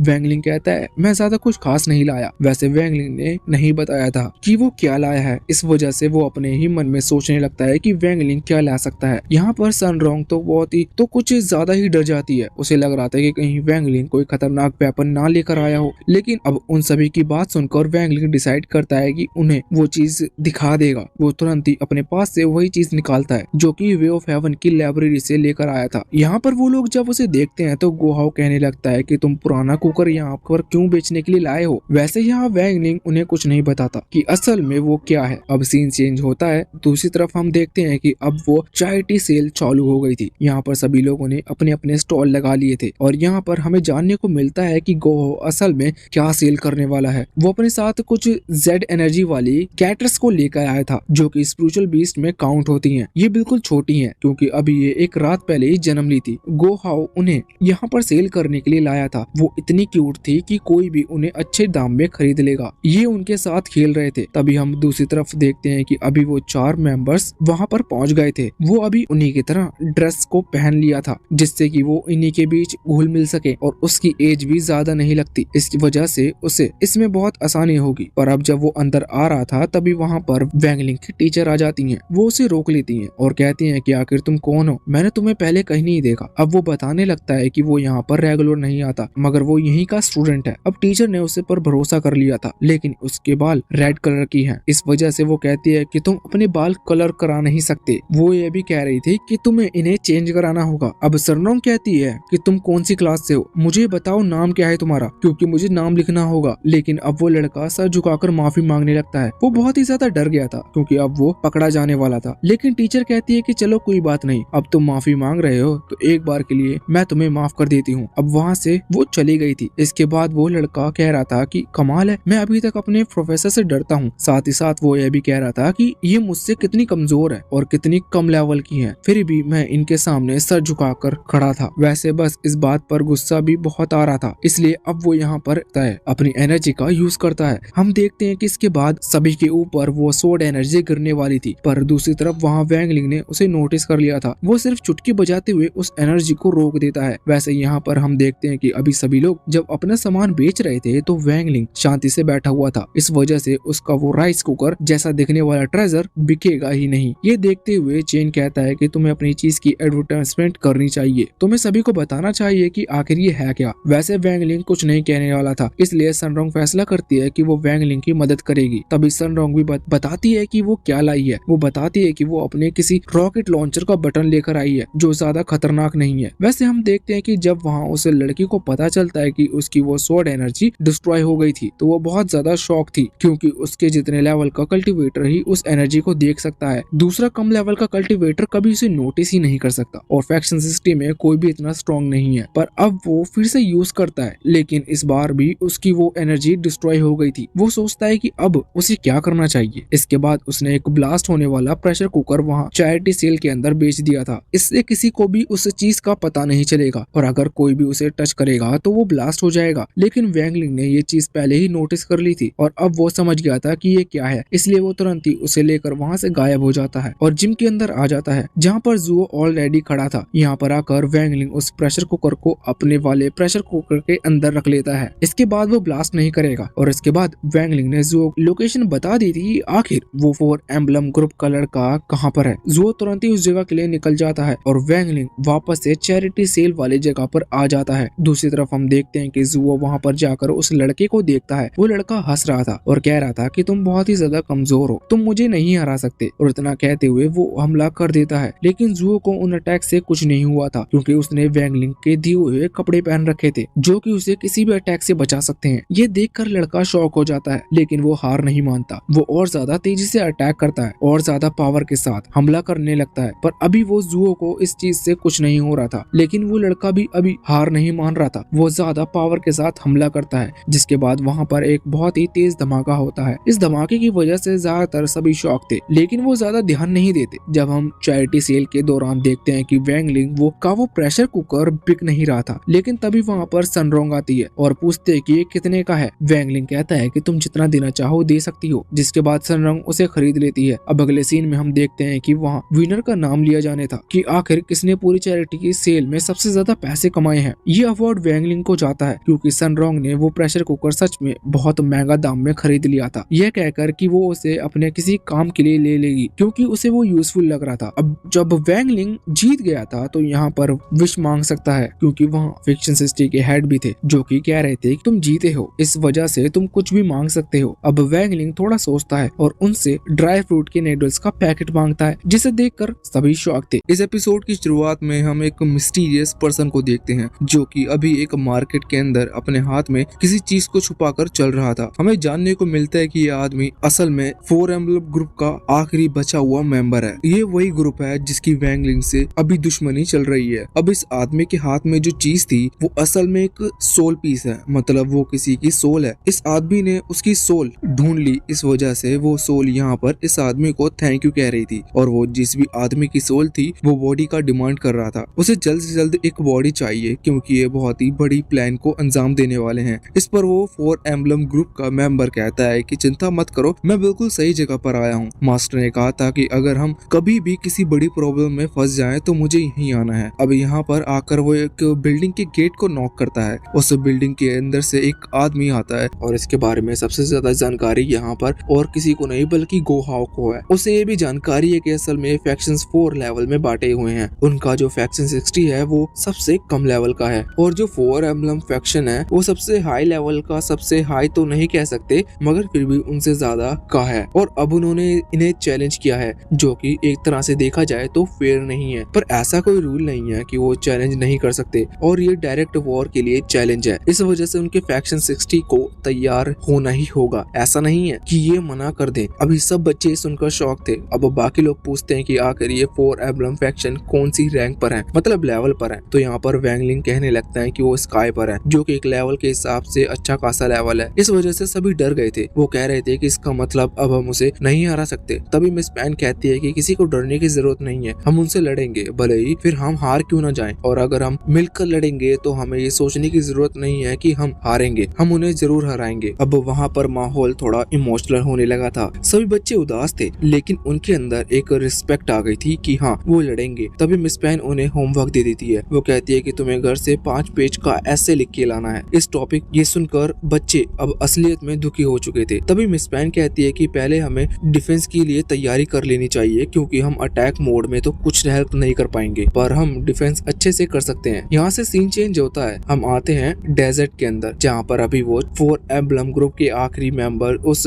सोल पीस को लेकर जा रहा था। यहाँ पर उस आदमी के पास एक फ्लैग था। वो उस फ्लैग को हवा में फेंकता है और उस उसके ऊपर अटैक करता है। वो फ्लैग डिस्ट्रॉय हो जाता है, जिसके बाद अचानक से उसके अंदर से बहुत सारे पपेट बाहर निकल कर आते हैं। वो फ्लैग बिल्कुल एक स्टोरेज फ्लैग की तरह था। असल में स्टोरेज बैग होता है, लेकिन उसके पास स्टोरेज फ्लैग है। अब वो उनमें से एक पपेट को तैयार करता है और सामने अटैक करने को कहता है। वो पपेट जैसे ही अटैक करती है तो हम देखते हैं कि उसकी आवाज से एक बहुत ही तेज स्पिरिचुअल एनर्जी का ब्लास्ट हुआ था। ये ब्लास्ट जो था, उसकी एनर्जी वहाँ बहुत ही तेजी से फैलती है। इसको एक सैटेलाइट के थ्रू जांच लिया गया था। वहाँ पर जो काम करती है वो लड़की तुरंत ही जाओ को फोन लगाते हुए बताती है कि हमने डेजर्ट एरिया में अंदर एक स्पिरिचुअल एनर्जी के फोर्स को डिटेक्ट किया है और हमें पता चल चुका है कि असल में ये वही पपेट है जो कि वो 4 एम्बलम ग्रुप के मेंबर्स यूज करने वाले हैं और सभी ये सीधा ही फैक्शन 60 की तरफ आगे बढ़ रहे हैं। जो कहता है ठीक है, ये इन्फॉर्मेशन बहुत ही काम की है। अब अगले सीन में हम देखते हैं कि एक लड़की जो कि एक बर्ड के साथ बात कर रही थी, वो डिसाइड करती है कि वो फैक्शन 60 की मदद करेगी। साथ ही साथ यहाँ पर हम स्क्रीन के ऊपर योशिको को भी देखते हैं, जो कि बहुत ज्यादा एपिसोड बाद दिखाई दी है। ये अभी इस लड़की से बात कर रही थी। वैसे इसके बाद ये लड़की यहाँ अपने साथियों को भेज देती है फैक्शन 60 की मदद करने के लिए। अब यहाँ से फिर से सीन चेंज होता है और हम थंडरलॉर्ड को देखते हैं। इसे भी हमने बहुत ही एपिसोड बाद देखा है। ये अभी अपने साथियों से बात कर रहा था कि किस तरह से 4 एम्बलम ग्रुप वाले ने फैक्शन 60 के ऊपर कई बार हमला करने की कोशिश की, लेकिन जुओ ने उन्हें रोक दिया। लेकिन अब 4 एम्बलम ग्रुप के मेंबर्स फिर से फैक्शन 60 को चैलेंज करते हुए हमला करने वाले हैं। इसके लिए वो उनकी मदद करने जा रहा है और वो अपने साथियों से भी कहता है कि हम सभी को उनकी मदद करनी होगी, क्योंकि फैक्शन 60 और 4 एम्बलम फैक्शन की लड़ाई नहीं है, बल्कि ये अच्छाई और बुराई की लड़ाई है। अब एक बार फिर से सीन चेंज होता है और हम आ जाते हैं फैक्शन 60 के अंदर, जहाँ पर टीचर वोंग अभी सभी स्टूडेंट से कह रहे थे कि तो आप लोग को मिस पेन ने वो डिफेंस टेक्निक सिखा दी होगी, अब हम उसका इस्तेमाल करने वाले हैं और खुद की रक्षा करनी है। और इसके बाद अब वो सभी स्टूडेंट उस एनर्जी का इस्तेमाल करते हुए ऊपर की तरफ एक बैरियर क्रिएट कर लेते हैं। ये बैरियर बहुत ही पावर के साथ क्रिएट किया गया था। यहाँ पर वैंग लिंग भी अभी उसके ऊपर अपनी एनर्जी डाल रहा था, लेकिन जैसे ही वो बैरियर क्रिएट होता है तो अचानक से वो वहाँ से गायब होकर बाहर आ जाता है। वो अभी एक पेड़ के ऊपर आ गया था, जहाँ पर उसकी सोर्ड स्पिरिट कह रही थी कि मुझे फील हो रहा है कि वो पपेट बहुत ही जल्द यहाँ पहुँचते होंगे। वैंग लिंग कहता है कि कोई बात नहीं, मैं उन्हीं के लिए यहाँ पर तैयार हूँ। यहाँ बैरियर के अंदर हम देखते हैं कि अभी सब जब उस बैरियर पर एनर्जी डाल रहे थे, तभी अचानक से सनरोंग ओवर एनर्जी की वजह से नीचे गिर जाती है। उसने कुछ ज्यादा ही एनर्जी डाल दी थी। अभी लिन उसे संभालती है। यहाँ पर सनरोंग कह रही थी कि वैंग लिंग यहाँ से जा तो चुका है, लेकिन सच में क्या वो 4 एम्बलम फैक्शन के उस आदमी को रोक पाएगा, क्योंकि वो बहुत ही ज्यादा ताकतवर है। इस पर लिन कहती है कि हमें उस पर भरोसा रखना चाहिए। अब वो दोनों खड़े होकर फिर से एनर्जी डालने वाले थे उस बैरियर पर। इतने में ही उन्हें फील होता है कि कोई उनके पीछे खड़ा हुआ है। वो जैसे ही पीछे देखते हैं तो एकदम से घबरा जाते हैं, मगर वहाँ पर कोई नहीं बल्कि फ्रॉगी था। हम देखते हैं कि फ्रॉगी अभी और भी कई सारे डॉग्स के साथ वहाँ पर आया हुआ था, जो असल में डॉग्स नहीं है, वो उसके डीमन साथी हैं। वो सभी यहाँ पर इन लोगों की मदद करने के लिए आए थे। फ्रॉगी कहता है कि मैं बहुत ही टाइम से तुम लोगों के साथ में हूँ और अब मुझे लगता है कि मैं भी फैक्शन 60 का एक मेंबर बन चुका हूँ। इस वजह से इसे प्रोटेक्ट करना मेरी भी जिम्मेदारी बनती है। तो वो तुरंत ही उस बैरियर के ऊपर अपनी एनर्जी डालना लगता है। साथ ही यहाँ पर उसके जो साथी लोग थे वो भी उस बैरियर पर एनर्जी डालना शुरू कर दिए थे, जिस वजह से उस बैरियर का डिफेंस और लेयर और ज्यादा मोटी हो जाती है। अब इस बैरियर को नॉर्मली डिस्ट्रॉय कर पाना नामुमकिन हो गया था। वो सारे पपेट भी ये बात जानते थे और साथ ही साथ 4 एम्बलम ग्रुप का वो आखिरी मेंबर भी ये बात जानता था। इस वजह से वो उन पपेट्स डायरेक्ट अटैक का ऑर्डर दे देता है। वो सारे पपेट सीधा जाकर उस बैरियर से टकरा रहे थे, लेकिन फिर भी इससे बैरियर को फर्क नहीं पड़ रहा था। और वो आखिरी मेंबर ये तो जानता ही है कि ये बैरियर हमेशा बना नहीं रह सकता, लेकिन उसके पास पपेट की गिनती बहुत ही ज्यादा है। अब हम देखते हैं कि तभी वहाँ पर स्वॉर्ड मास्टर आ जाते हैं, जो कि उस आदमी को समझाते हुए कहते हैं कि तुम्हारे पास एक और मौका है सुधरने का। तुम अभी अपने अटैक्स को रोक दो और इन पपेट्स को वापस रख लो, इससे मैं तुम्हें माफ कर सकता हूँ। पर इस पर वो आदमी हंसने लगता है और कहता है कि ओल्ड मैन आप क्या कह रहे हो। और साथ ही साथ इसके बाद वो ओल्ड मैन यानी कि स्वॉर्ड मास्टर की तरफ अपने एक पपेट से हमला भी कर रहा था, पर स्वॉर्ड मास्टर ने उसके अटैक को अपनी उंगली से ही इतनी आसानी से खत्म कर दिया था जैसे कि वो उनके लिए कोई बड़ी बात ना हो। अब यहाँ पर उस आदमी ने भी स्वॉर्ड मास्टर को पहचान लिया था। स्वॉर्ड मास्टर फिर से उससे कहते हैं कि अभी भी रुक जाओ, पर वो आदमी कहने लगता है कि नहीं, आपने मेरा एक पपेट को क्या रोक लिया। आपको क्या लगता है कि आप मुझे रोक सकते हो? आपको नहीं पता कि मैं यहाँ कितना तैयारी के साथ आया हूँ। मैं अपने बाकी साथियों जैसा नहीं हूँ। यहाँ दूसरी तरफ अभी स्वॉर्ड स्पिरिट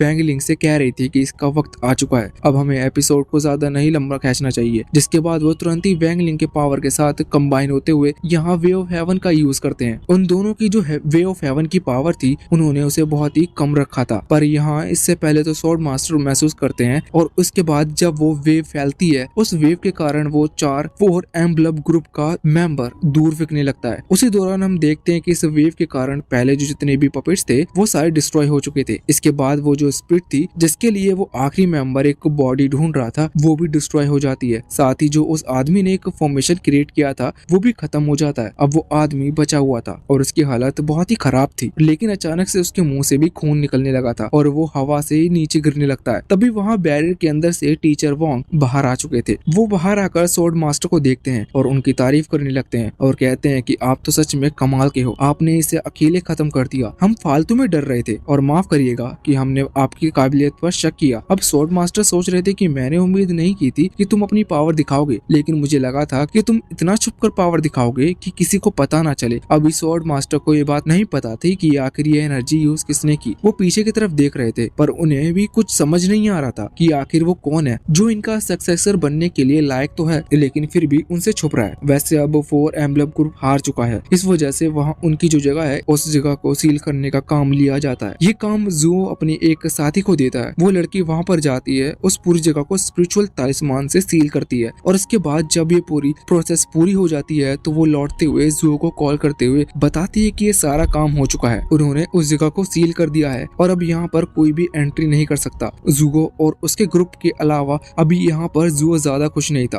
क्योंकि वो जानता था कि ये शांति ज्यादा दिनों तक नहीं बनी रहने वाली। वैसे इस तरफ हम देखते हैं कि अभी वो लड़की खुश थी, उसके हाथ में एक टूल था जो कि उसे थंडर लॉर्ड ने दिया था। वो कह रही थी कि इस डिवाइस की मदद से मैं इस जगह को प्रोटेक्ट कर सकती हूँ और अब वैसे भी शांति आ चुकी है तो अब चिंता की बात नहीं थी। लेकिन अचानक से एक बहुत ही तेज धमाका होता है जिस वजह से पहले तो वो सिग्नल कट जाते हैं और अब जुओ शॉक था कि आखिर अभी क्या हुआ। इस तरफ हम देखते हैं कि धमाके के बाद वहाँ उस जगह से एक आदमी बाहर आता है जो कि किसी स्पिरिचुअल चेन में बंधा हुआ था। वो उन चैनों को तोड़ते हुए कहता है कि ये लोग भी पागल हैं, उन्होंने 4 एम्बलम ग्रुप का नाम सुनकर ये मान लिया कि इसमें सिर्फ 4 मेंबर्स हैं। अभी हमें इसके बारे में कुछ ज्यादा तो नहीं बताया जाता पर हम देखते हैं कि पर देखकर हमें समझ चुके हैं कि ये इनका 5वां साथी है। अब यहाँ से सीन चेंज होता है और हमें सनरोंग को दिखाया जाता है। वो अभी अपने घर पर थी और अभी क्रिस्पी नूडल्स के पैकेट को अपने हाथ में रखे हुए थे। अगर आपको याद हो तो बहुत टाइम पहले वैंगलिंग ने यही क्रिस्पी नूडल्स का पैकेट सनरोंग को दिया था। अब सनरोंग के लिए ये तो एक ट्रेजर की तरह है, इस वजह से वो इसे खाना नहीं चाहती। अब पहले तो वो थोड़ा सोचती है और इसके बाद अब वहाँ से निकल पड़ती है। सीन चेंज होता है और हम देखते हैं कि अब वो अपनी सिटी की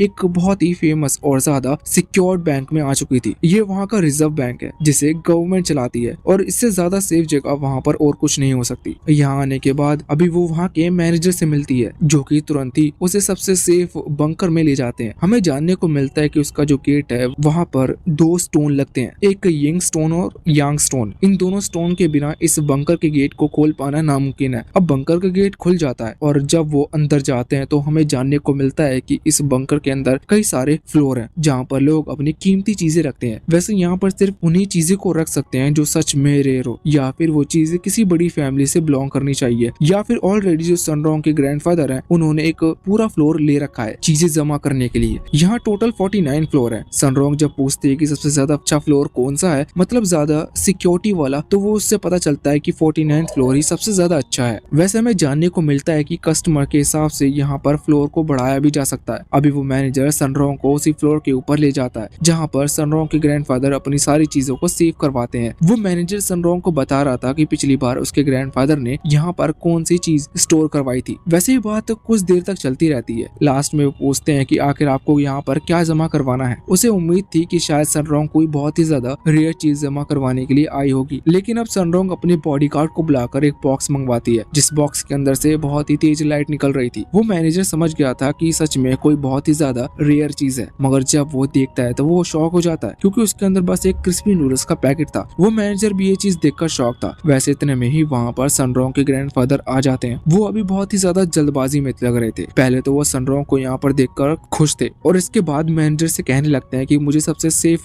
फर्नेस के अंदर एक चीज रखवानी है। मैनेजर पूछने लगते हैं कि वैसे असल में यहाँ फर्नेस टाइप की चीजें रखी हुई है जिसके अंदर वो सेफ रखने वाली चीज रखी जाती है। अब जब मैनेजर पूछता है तो सनरोंग के ग्रैंडफादर बताते हैं कि उन्होंने सनरोंग को एक फर्नेस में रखवाना है। ये सुनकर सनरॉन्ग बहुत ही ज्यादा शॉक हो गई थी। उसके ग्रैंडफादर कह रहे थे कि कुछ भी हो जाए 3 दिन से पहले उस फर्नेस को नहीं खोला जाएगा। जितनी भी फैसिलिटी चाहिए सारी फैसिलिटी उस बंकर मतलब की फर्नेस के अंदर सेव करवा दो। अब यहाँ से सीन चेंज होता है। जब ये बात मीडिया को पता चलती है तो उनके क्वेश्चंस खड़े हो जाते हैं और इस क्वेश्चंस पर सनरॉन्ग के ग्रैंडफादर जवाब देते हैं। वो कहते हैं कि किन्हीं 4 एम्बलम ग्रुप से एक लेटर मिला है। इस लेटर में लिखा है कि 3 दिन बाद वो लोग हमला करेंगे और सनरॉन्ग को मार देंगे। उनकी दुश्मनी सिर्फ सनरॉन्ग से है क्योंकि ये सब शुरुआत सनरॉन्ग के साथ हुई थी। अब ये चीज न्यूज में हर जगह फैल चुकी थी। साथ ही उन्होंने ये भी बता दिया था कि उन्होंने सनरॉन्ग को एक बंकर के अंदर रखा है और वो बंकर वहाँ पूरी सिटी का सबसे सेफ बंकर था। दूसरी तरफ जब ये बात वैंग लिंग को पता चलती है तो पहली बार उसे गुस्सा आता है। उसके साथ में चॉपस्टिक थी, वो उसे तोड़ दी थी। यहाँ से सीन चेंज होता है और हम वहाँ एक न्यूज चैनल को देखते हैं जो कि अभी इस चीज को डिस्कशन कर रहा था कि आखिर ये 5वां मेंबर्स है कौन। अब उनकी जितनी भी बातचीत होती है उससे हमें तो जानने को मिलता है कि 5वां मेंबर्स का नाम वोंग लोंग। वैसे ये नाम थोड़ा सा वैंग लिंग की तरह है पर फिर भी थोड़ा सा डिफरेंट है। तो यहाँ पर वो बात कर रहे थे कि आखिर इतने टाइम से वोंग लोंग छुपा कहाँ था और आखिर वो अब सामने क्यों आया। तो इस पर वो बाजू में जो आदमी बैठे हुए थे उनमें से एक कहता है कि वोंग लोंग इतने टाइम से उस फैक्शन के अंडरग्राउंड बने हुए स्पिरिचुअल वेंस के थ्रू कल्टीवेशन कर रहा था और अपनी पावर को बढ़ा रहा था। अब उसकी पावर बढ़ चुकी है तो अपने दोस्त को और अपनी साथियों का बदला लेने के लिए आया है। अब ये बात बहुत ही बड़ी थी क्योंकि वोंग लोंग सच में बहुत ही ज्यादा ताकतवर हो चुका है और अभी तक इन्हें उसकी ताकत का अच्छी तरह से पता भी नहीं है कि वो कितना ताकतवर है। वैसे अब यहाँ से सीन चेंज होता है और हमें जानने को मिलता है कि आज वही दिन था जिस दिन की तारीख वोंग लोंग ने दी थी। उसने पूरा टाइम तक बता रखा था कि वो कितने बजे आकर सनरॉन्ग को लेके जाएगा और ये टाइम था 12 बजे। अभी 9 बजे हुए थे। यहाँ सनरॉन्ग के घर पर देखते हैं कि जहाँ उसके ग्रैंडफादर बैठे हुए थे वहाँ पर वैंग लिंग, गो हाओ, लिन चैन उनसे मिलने के लिए आते हैं। वो यहाँ पर सनरॉन्ग से मिलने के लिए आए थे क्योंकि वो तो अभी बंकर के अंदर है। वो यहाँ पर उसके ग्रैंडफादर से मिलने आए थे। यहाँ पर सनरॉन्ग के ग्रैंडफादर सच में खुश थे कि सनरॉन्ग को इतने अच्छे दोस्त मिले हैं कि इस तरह की सिचुएशन में भी वो उसके साथ देने के लिए यहाँ पर आए हैं जबकि उनके ऊपर हमला भी हो सकता है। यहाँ पर अभी चेन बात कर रहा था कि हमें ज्यादा डरने की जरूरत नहीं है क्योंकि वो बंकर के अंदर है और वैसे भी अगर हम चाहे तो घर के आसपास सिक्योरिटी लगवाकर उसे बचा सकते थे। पर इस चीज पर गो हाओ कहता है कि ऐसा बिल्कुल नहीं है। हम वोंग लोंग को कम नहीं समझ सकते क्योंकि वो वोंग लोंग को मूनलाइट थीव कहा जाता है। उसकी एक बहुत ही पुरानी कहानी मशहूर है कि जब वो स्पिरिचुअल वेंस में नहीं गया था अपनी कल्टीवेशन बढ़ाने के लिए तो उसके पहले चोरी किया करता था और उसकी चोरी करने का तरीका बहुत ही ज्यादा अलग था क्योंकि वो एक पेपर पर टाइम और जगह लिख कर देता था जो कि बिल्कुल सही रहती थी पर फिर भी आज तक उसे कोई भी नहीं पकड़ पाया। इस वजह से सनरॉन्ग के ग्रैंडफादर को अभी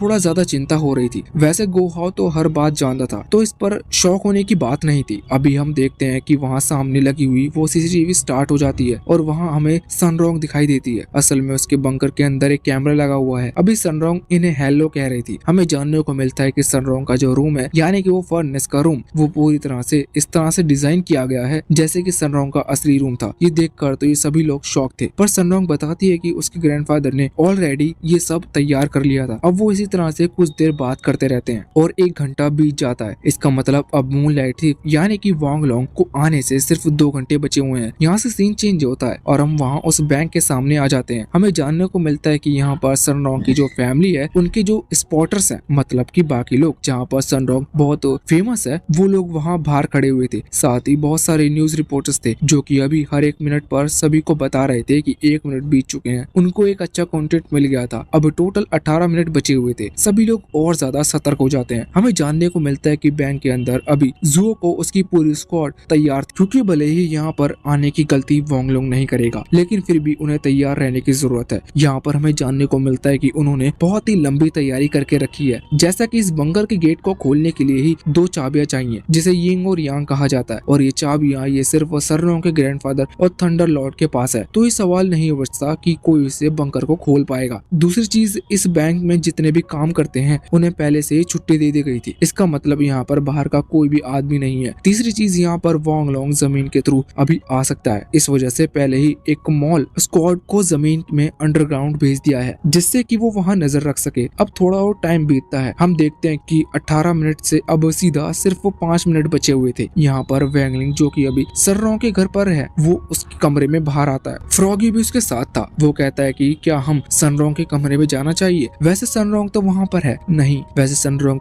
नहीं, पर वैंग लिंग मना कर देता है कि हम वहाँ जाकर करेंगे भी तो क्या, तभी फ्रॉगी उसके गेट को तोड़ देता है और अंदर जाने लगता है। अब वैंगलिंग भी अंदर आ गया था और उसने उस गेट को वापस से रिपेयर कर दिया था। यहाँ पर वो एक फोटो देखता है जो कि सनरॉन्ग और वैंगलिंग की थी और ये उनके बचपन की फोटो है। वैंगलिंग उसे देखकर खुश होता है। तभी दूसरी तरफ हम देखते हैं कि पूरे 12 बज चुके थे। अचानक से सनरॉन्ग के घर पर जो टीवी है उसमें सनरॉन्ग दिख रही थी। वो टीवी बंद हो जाती है, साथ ही वहाँ सनरॉन्ग भी गायब हो चुकी थी और गायब होकर वो किसी दूसरे वर्ल्ड में आ चुकी थी जहाँ वॉन्गलिंग उसके सामने था। वैसे अभी सनरॉन्ग तो सो रही थी लेकिन अब वो अचानक से उठ जाती है क्योंकि वो बहुत ही ऊपर से नीचे गिर रही है। यहाँ वो वॉन्गलिंग को अपने सामने देखकर बहुत ही ज्यादा हैरान थी। वॉन्गलिंग हंसने लगता है और कहता है कि तुम लोगों ने सोचा कि तुम मुझसे बच सकते हो, लेकिन मूनलाइट थीफ ने अभी तक जो भी कहा है वो कभी गलत नहीं हुआ। अभी सनरॉन्ग को तो कुछ भी समझ नहीं आ रहा था। वो पूछती है कि आखिर मैं यहाँ पर कैसे आई, तो इस पर वॉन्गलिंग बताता है कि उसे कोई नहीं रोक सकता, वो भेस भी बदल सकता है और साथ ही वो ट्रू इमोर्टल फेस का कल्टीवेटर है। वो कह रहा था कि अब तुम्हें यहाँ पर बचाने वाला कोई नहीं है और साथ ही हमें यहाँ पर ये भी जानने को मिलता है कि असल में ये 4 एम्बलम ग्रुप में जितने भी साथी थे, मतलब इस वॉन्गलोंग के जितने भी साथी थे, उन सभी की पावर एक अंगूठी में जमा है जो इसके पास है। मतलब ये उन चारों की पावर को भी ओन करता है। अब यहाँ से तो अब इस चीज से तो सनरॉन्ग बहुत ही ज्यादा डर गई थी, पर तभी अचानक से उसे आवाज सुनाई देती है। ये आवाज वैंगलिंग की थी। वैंगलिंग अभी उससे कह रहा था कि डरो मत, मैं यहीं पर हूँ। अब जैसे ही सनरॉन्ग आंख बंद करती है तो उसे वैंगलिंग दिखता है। वैंगलिंग बताता है कि वो इस वर्ल्ड में नहीं आ सकता क्योंकि ये वर्ल्ड इतना ज्यादा कमजोर है कि अगर वैंगलिंग वहाँ आया तो उसकी स्पिरिचुअल एनर्जी की वजह से ये वर्ल्ड अपने आप ही डिस्ट्रॉय हो जाएगा। अब वो सनरॉन्ग पूछती है कि तो मैं क्या करूँ, तो इस पर वैंगलिंग बताता है कि मेरे पास एक तरीका है। वैसे यहाँ पर सनरॉन्ग ये भी पूछ रही थी कि आखिर तुम्हारा लेवल क्या है, क्योंकि जो वॉन्गलोंग था वो तो ट्रू इमोर्टल फेस पर है, क्या वैंगलिंग उससे भी ज्यादा ताकतवर है। तो इस पर वैंगलिंग कहता है कि तुम्हें इस बारे में सोचना नहीं चाहिए। अब वो सनरॉन्ग को कोई रास्ता बताता है, जिसके बाद हम देखते हैं कि सनरॉन्ग यहाँ इस वर्ल्ड में अपने पास से उस क्रिस्पी नूडल के पैकेट को निकालता है जो कि उसे वैंगलिंग ने दिया था। उसे खाने लगती है। उसे वो जैसे ही बाइट करती है तो अचानक से एक स्पिरिचुअल एनर्जी फैलती है। वैसे यहाँ अभी वॉन्गलोंग उसे देखते हुए पहले हंस रहा था और कह रहा था कि क्या लगता है मरने से पहले तुम्हारी आखिरी विश है। लेकिन अब जैसे ही सनरॉन्ग उस क्रिस्पी नूडल्स को बाइट करती है तो अचानक से स्पिरिचुअल एनर्जी फैलती है और वो स्पिरिचुअल एनर्जी बढ़ने लगती है और साथ ही साथ यहाँ पर सनरॉन्ग का रूप भी बदल चुका था। उसके बाल और कपड़े पूरी तरह से व्हाइट हो गए थे। ये देखकर ट्रू इमोर्टल फेस का कल्टीवेटर यानी कि वॉन्गलोंग भी डर जाता है और कहने लगता है ये तो बस वो इतना ही कहता है। और यहाँ से सीन चेंज होकर हमें वैंगलिंग को दिखाया जाता है। अब वैंगलिंग कह रहा था कि ये इमोर्टल किंग मोड है। अभी सनरॉन्ग अपनी पावर देखकर बहुत ही ज्यादा हैरान थी। इस वजह से वो वैंगलिंग से पूछते कि वैंगलिंग ने आखिर उसकी पावर कितनी बढ़ाई है, जिस पर वैंगलिंग कुछ करेक्ट नंबर तो नहीं देता, पर वो कहता है कि उसने करीबन 100 मिलियन स्पिरिचुअल फोर्स पॉइंट सनरॉन्ग की बॉडी में बढ़ा दिए हैं। ये सुनकर सनरॉन्ग बहुत ही ज्यादा हैरान हो जाती है। इसके बाद अब हम देखते हैं कि यहाँ वॉन्गलोंग अभी सनरॉन्ग के ऊपर हमला करने वाला था अपनी बहुत ही ज्यादा पावरफुल तलवार से, लेकिन सनरॉन्ग बहुत ही कम एनर्जी के साथ उस तलवार को डिस्ट्रॉय कर देती है, जिसे देखकर अभी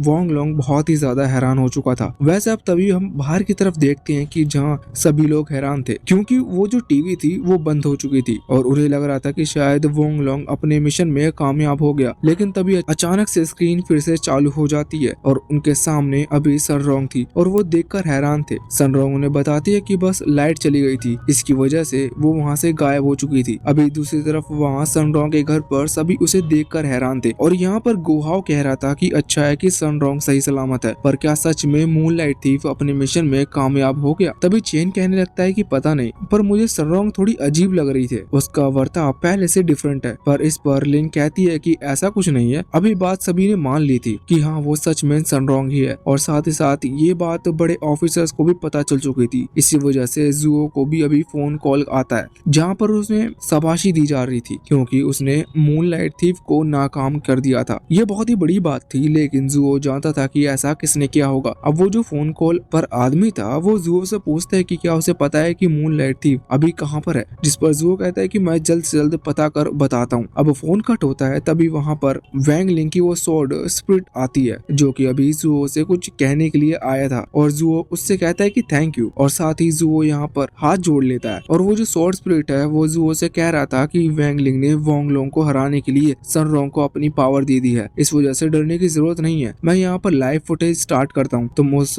फाइट को देख सकते हो। ये फाइट हमारे हिसाब से करीबन 3 मिनट में खत्म हो जाएगी। दूसरी तरफ वहाँ सनरॉन्ग के कमरे में हम देखते हैं कि अभी फ्रॉगी था जो कि सनरॉन्ग बनकर बैठा हुआ था। इसी वजह से चेन को थोड़ा सा अजीब लग रहा रहा था। यहाँ पर फ्रॉगी बताता है कि उसकी स्पिरिचुअल एनर्जी अभी कम पड़ रही है क्योंकि वो ज्यादा देर तक सनरॉन्ग बनकर नहीं रह सकता। लेकिन तभी वैंगलिंग उसके साथ भी कुछ अपनी स्पिरिचुअल एनर्जी शेयर करता है जिससे कि उसे हेल्प मिल सके आगे कुछ देर और कंटिन्यू रखने में। अब यहाँ से एक बार फिर से सीन चेंज होता है और हम सनरॉन्ग को देखते हैं जो कि अभी उस वांगलोंग के सामने थी। वांगलोंग वैसे तो ताकतवर है लेकिन अभी वो सनरॉन्ग की पावर देखकर कुछ ज्यादा ही हैरान था और उसकी कोई भी अटैक सनरॉन्ग पर काम नहीं कर रहे थे। अभी वो अपनी एक बहुत ही पावरफुल टेक्निक का इस्तेमाल करता है लेकिन सनरॉन्ग उसे भी रोक लेती है। साथ ही इसके बाद अब सनरॉन्ग अपनी एक बहुत ही पावरफुल टेक्निक का इस्तेमाल कर रही थी जो कि वो वांगलोंग के हिसाब से वैसे तो ज्यादा पावरफुल नहीं है, पर सनरॉन्ग की एनर्जी देखकर वो अपनी सबसे पावरफुल शील्ड को क्रिएट करती है इस अटैक को रोकने के लिए। लेकिन अब सनरॉन्ग को ये अटैक उस शील्ड को डिस्ट्रॉय कर देता है और इसके बाद इसके प्रेशर से सामने वो वांगलोंग के हाथ भी ब्रेक हो जाते हैं और फिर सनरॉन्ग उसके फेस पर पंच कर उसे वहां से बहुत ही दूर फेंक देती है। अभी उसने जो एनर्जी यूज की इसका स्पिरिचुअल फोर्स बहुत ही ज्यादा ताकतवर था। इस वजह से वहाँ बाहर स्वॉर्ड मास्टर जो कि अभी यही एनर्जी को सेंस करने की कोशिश कर रहे हैं जिससे कि उन्हें अपना सक्सेसर मिल पाए, वो इस एनर्जी को पहचान लेते हैं। उन्हें भी एनर्जी बहुत ही ज्यादा पावरफुल लगी है। उनकी स्वॉर्ड स्पिरिट बताती है कि वहाँ पर फाइट चल रही है। वैसे जहाँ सनरॉन्ग और वांगलिंग फाइट कर रहे हैं वो जगह इस रियल वर्ल्ड से बिल्कुल अलग है, वो एक अनदर वर्ल्ड में क्रिएट की गई है। इस वजह से उनकी फाइट देख पाना स्वॉर्ड मास्टर के लिए नामुमकिन है। अब तभी वहाँ पर हेड चेन आते हैं जो कि असल में सेक्शन 60 के हेड है। वो यहाँ पर आकर अभी स्वॉर्ड मास्टर को बता रहे थे कि उनके पास एक खास ट्रेजर है जो कि उनकी हेल्प कर सकता है। वहाँ की फाइट को कुछ हद तक देखने में हमें जानने को मिलता है कि जो स्वॉर्ड मास्टर है वो एक बार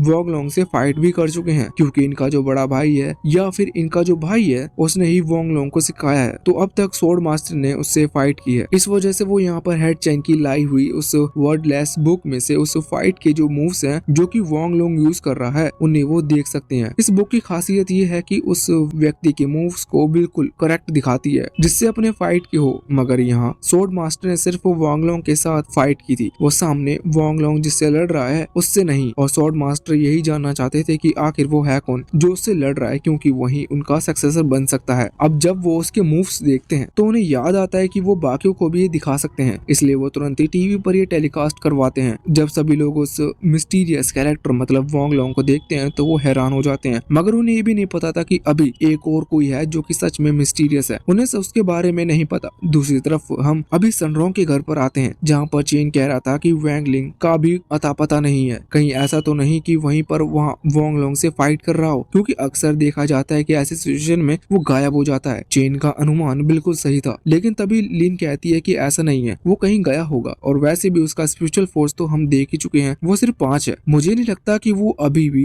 इतना गलत फैसला लेगा। अब यहाँ से सीन चेंज होता है और हम वैंगलिंग के टीचर वोंग को देखते हैं जो कि इस वक्त थंडर लॉर्ड के सामने बैठे हुए थे। वो यही बात कर रहे थे कि आखिर ये मिस्टीरियस कैरेक्टर कौन है जो कि वांगलोंग के साथ फाइट कर रहा है, पर उसकी पावर बहुत ही ज्यादा होगी और ज्यादा पावर की वजह से थंडर लॉर्ड को यहाँ पर वैंगलिंग की याद आती है। वो सोचते हैं कि कहीं वो वैंगलिंग ही तो नहीं, पर उनके लिए भी इस बात पर भरोसा करना थोड़ा सा मुश्किल था। दूसरी तरफ हम देखते हैं कि अभी वहाँ स्पिरिचुअल वर्ल्ड के अंदर सनरॉन्ग देखती है कि सामने वांगलोंग फिर से खड़ा हो चुका है। वांगलोंग अभी सनरॉन्ग से कह रहा था कि तुम सच में बहुत ही ज्यादा ताकतवर हो, मगर मुझे नहीं लगता कि तुम खुद ही एनर्जी का यूज कर रही हो, जरूरी एनर्जी तुम्हें कहीं से मिल रही है। साथ ही वो यहाँ पर ये भी कहता है कि इस स्पिरिचुअल वर्ल्ड से निकलने का सिर्फ एक ही तरीका है, वो तरीका अगर तुम मुझे मार देती हो तो स्पिरिचुअल वर्ल्ड डिस्ट्रॉय हो जाएगा, लेकिन हर अटैक के बाद तुम्हारी बॉडी जो रियल वर्ल्ड में है उसे भी चोट पहुंच रही होगी, मतलब उसकी बॉडी यही है, लेकिन जब वो रियल वर्ल्ड में जाएगी तब उसकी बॉडी को भी और ज्यादा नुकसान होगा। और वांगलोंग के हिसाब से नुकसान था उसकी कल्टीवेशन जो कि फ्यूचर में बढ़ना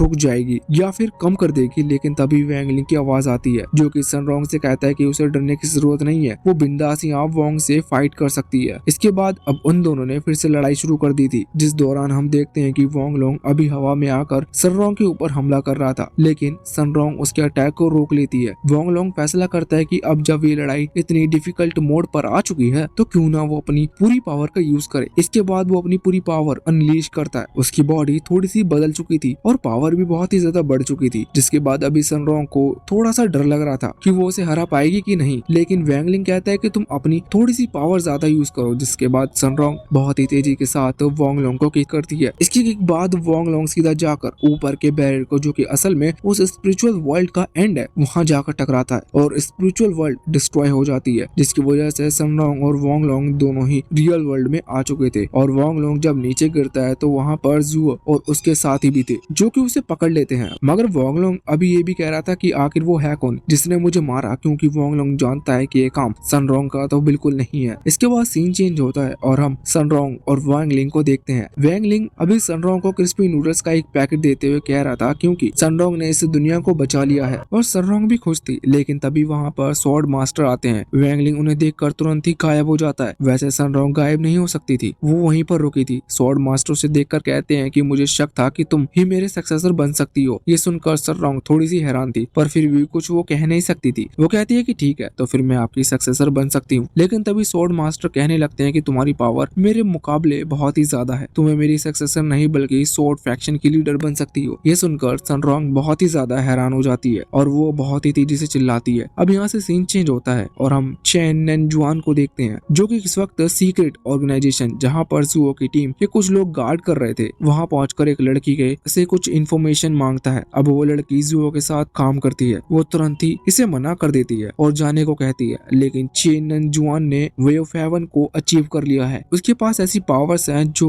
वो किसी को भी अपनी बात मनवा सकता है। वो तुरंत ही उस लड़के को मैनिपुलेट करते हुए उससे कुछ चीजें पूछने लगता है। वो चीजें अभी हमें नहीं बताई जाती क्योंकि यहाँ से सीन चेंज होकर सीधा स्कूल की तरफ आता है। फैक्शन हिस्ट्री के अंदर आने के बाद हम देखते हैं कि अभी जिम के अंदर वांग लिंग और उसके दोस्त ट्रेनिंग कर रहे थे। अभी एक टीचर पूरी क्लास को लेकर आए थे और उनकी स्ट्रेंथ पर काम करवा रहे थे। यहाँ बस दो लोगों को एक दूसरे से लड़ना है। पहले हम गोहाओ की फाइट देखते हैं। वो एक दूसरे स्टूडेंट से लड़ रहा था, वो बहुत ही आसानी से उससे हरा देता है। इसके बाद हम यहाँ लिन और फ्रॉगी को देखते हैं जो कि आमने सामने खड़े हुए थे। फ्रॉगी कहता है कि तुम थोड़ा देख कर लड़ना, लेकिन इस चीज पर फायदा उठाते हुए इतने में ही लिन उसके पास आती है और उसका पैर उठाकर उसे नीचे गिरा देती है। लेकिन अचानक से फ्रॉगी गायब हो जाता है क्योंकि यहाँ पर उसने इल्यूजन का यूज किया था। उसने अपनी बॉडी का क्लोन क्रिएट किया था। अब वो रियल बॉडी में आता है और लिन को उठाकर गिरा देता है। दूसरी तरफ हम देखते हैं कि भी चेन की फाइट वांग लिंग के साथ हो रही थी। वैसे तो चेन बहुत ही स्पीड के साथ वांग लिंग को उठाकर फेंकने की कोशिश करता है, लेकिन वांग लिंग के वजन के कारण वो उसे हिला तक नहीं सकता। मगर फिर वांग लिंग की उस पर दया कर उसे इस तरह की एक्टिंग करवाता है जैसे कि चेन ने उसे गिरा दिया हो और वो हार गया हो। हमें जानने को मिलता है कि सनरोंग आज स्कूल नहीं आई है, वो किसी जरूरी चीज में बिजी है, इस वजह से आज उसने छुट्टी ली है। अब इनकी ट्रेनिंग पूरी हो चुकी थी। गोहाओ सभी को बताने लगता है कि मास्टर जुओ का मैसेज आया है और उन्होंने हम सभी को एंशिएंट थिएटर में बुलाया है। उन्होंने बताया है कि वो एक बहुत ही कमाल के वर्ल्ड में है जिससे किसी महान कल्टीवेटर ने क्रिएट किया है और वहाँ पर जाकर हमें बहुत ही मजा आएगा, साथ ही हमें बहुत ही कुछ सीखने को मिलेगा। सभी इस पर एग्री थे। अब इसके बाद यहाँ से सीन चेंज होता है। अगले सीन में हम सनरोंग के घर पर आ जाते हैं जहाँ पर हम देखते हैं कि सनरोंग और उसके ग्रैंडफादर अभी स्वॉर्ड मास्टर के सामने बैठे हुए थे। स्वॉर्ड मास्टर यहाँ पर इसलिए आए थे क्योंकि कुछ देर पहले उन्होंने सनरोंग को कहा था कि वो उनका वर्ल्ड फैक्शन ज्वाइन कर ले और अभी वो सनरोंग के ग्रैंडफादर से इसी बारे में बात करने के लिए आए थे। वो उनसे कहते हैं कि सनरोंग बहुत ही स्ट्रॉन्ग है और अगर वो स्वॉर्ड फैक्शन ज्वाइन करती है तो इससे स्वॉर्ड फैक्शन को भी फायदा होगा और फ्यूचर में सनरोंग को भी फायदा होगा। अब वो अचानक से सनरोंग को अपनी स्वॉर्ड फैक्शन का लीडर बनाना चाहते थे, इसलिए सनरोंग के ग्रैंडफादर पूछते हैं इसकी वजह क्या है। तो इस पर स्वॉर्ड मास्टर बताते हैं कि आप यकीन नहीं करोगे, पर सनरोंग ने वोंगलोंग को हराया है। ये सुनकर सनरोंग के ग्रैंडफादर हंसने लगते हैं। साथ ही सनरोंग भी हंसते हुए कहती है कि आपको हंसी में लगता है कि मैंने उसे हराया होगा, वो मुझसे कहीं ज्यादा लेवल पर है। साथ ही यहाँ पर सनरोंग के ग्रैंडफादर भी कह रहे थे कि सनरोंग उसे नहीं हरा सकती और इसके बाद अब वो वहाँ से जाने लगते हैं। पर वो कहते हुए जाते हैं कि देखिए, स्वॉर्ड फैक्शन जैसे बड़े फैक्शन का लीडर बनना बहुत ही बड़ी बात है, लेकिन इससे सनरोंग की जान को खतरा भी आ सकता है, इसलिए मैं ऐसा नहीं करना चाहता। वैसे असल में मैं शायद सनरोंग के ग्रैंडफादर जानते हैं कि काम वांग लिंग का हो सकता है क्योंकि उन्हें उसकी पावर का पता है और सनरोंग अगर सच में स्वॉर्ड फैक्शन को ज्वाइन करती है तो इससे उसके ऊपर खतरा ही बनेगा और वैसे भी वांग लिंग जितना ताकतवर नहीं है। अब स्वॉर्ड मास्टर बात मान लेते हैं और वहाँ से जाने लगते हैं, लेकिन जब वो बाहर आते हैं तभी सनरोंग वहाँ पर आकर उन्हें एक टिकट देती है जो कि एंशिएंट थिएटर की है। अब स्वॉर्ड मास्टर उसे ले लेते हैं और वहाँ से चले जाते हैं, जिसके बाद सनरोंग यहाँ पर वांग लिंग को मैसेज करती है कि काम हो गया। दूसरी तरफ जुओ उसकी टीम उसी टाइम पर वांग लिंग को मैसेज कर रहा था कि उसका काम भी हो गया। असल में वांग लिंग ने ही वो एंशिएंट थिएटर क्रिएट किया है और उसने ही इन दोनों को वो टिकट्स दी थी जो कि वो अपने दोस्त और स्वॉर्ड मास्टर को दे। वांग लिंग खुद से यही कहना चाहता था कि असल इसलिए उसने इन दोनों को चुना था। अब यहाँ से सीन चेंज होता है और हम वांग लिंग के घर पर आ जाते हैं। अभी हम देखते हैं कि वांग लिंग के जो पेरेंट्स है यानी कि उसके फादर और मदर वो अभी डॉक्टर के पास जा रहे थे। वांग लिंग कहता है कि आपको क्या प्रॉब्लम हुई है, वो कुछ बताते नहीं, इसलिए वांग लिंग कहता है कि चिंता मत कीजिए, मैं अपनी ऑब्जर्वेशन की मदद से आपको ट्रीट कर सकता हूँ, साथ ही आपकी पूरी प्रॉब्लम आपको बता सकता हूँ, लेकिन उसके पेरेंट्स मना कर वहाँ से चले जाते हैं। इसका कारण असल में यह है कि वो जो न्यूबल फैमिली मतलब की daily life of immortal king की आगे की स्टोरी, उसमें मैंने अभी अभी देखा कि वैंग लिंग की एक लिटिल सिस्टर भी है। तो अब बाकी चीज तो आप समझ ही जाएंगे। अब उनके जाने के बाद यहाँ वैंग लिंग सीधा कमरे में आ जाता है, क्योंकि जो एंशियंट थिएटर है उसका मेन डोर वो अपने कमरे से क्रिएट करेगा। अभी कमरे के अंदर जाने के बाद वो किसी पेपर तालिस्मान पर काम कर रहा था। कुछ देर बाद तक काम करने के पेपर रेडी हो जाता है, जिसके बाद वो फ्रॉगी को उठाते हुए कहता है कि मैंने तुम्हारे लिए एक नया वर्ल्ड क्रिएट कर लिया है। ये सुनकर फ्रॉगी हैरान था। अब वैंग लिंग उस पेपर का इस्तेमाल करता है, जिसके बाद वहाँ पर एक बड़ा सा डोर ओपन हो जाता है। ये जो न्यू वर्ल्ड होने वाला है ये वही एंशियंट थिएटर है, जिसके बारे में वैंग लिंग ने बाकी सबको बताने को कहा था। उसने उन्हें ये बताया था कि असल में दूसरे वर्ल्ड में ये उसने फ्रॉगी के लिए इसलिए बनाया है जिससे कि वो एक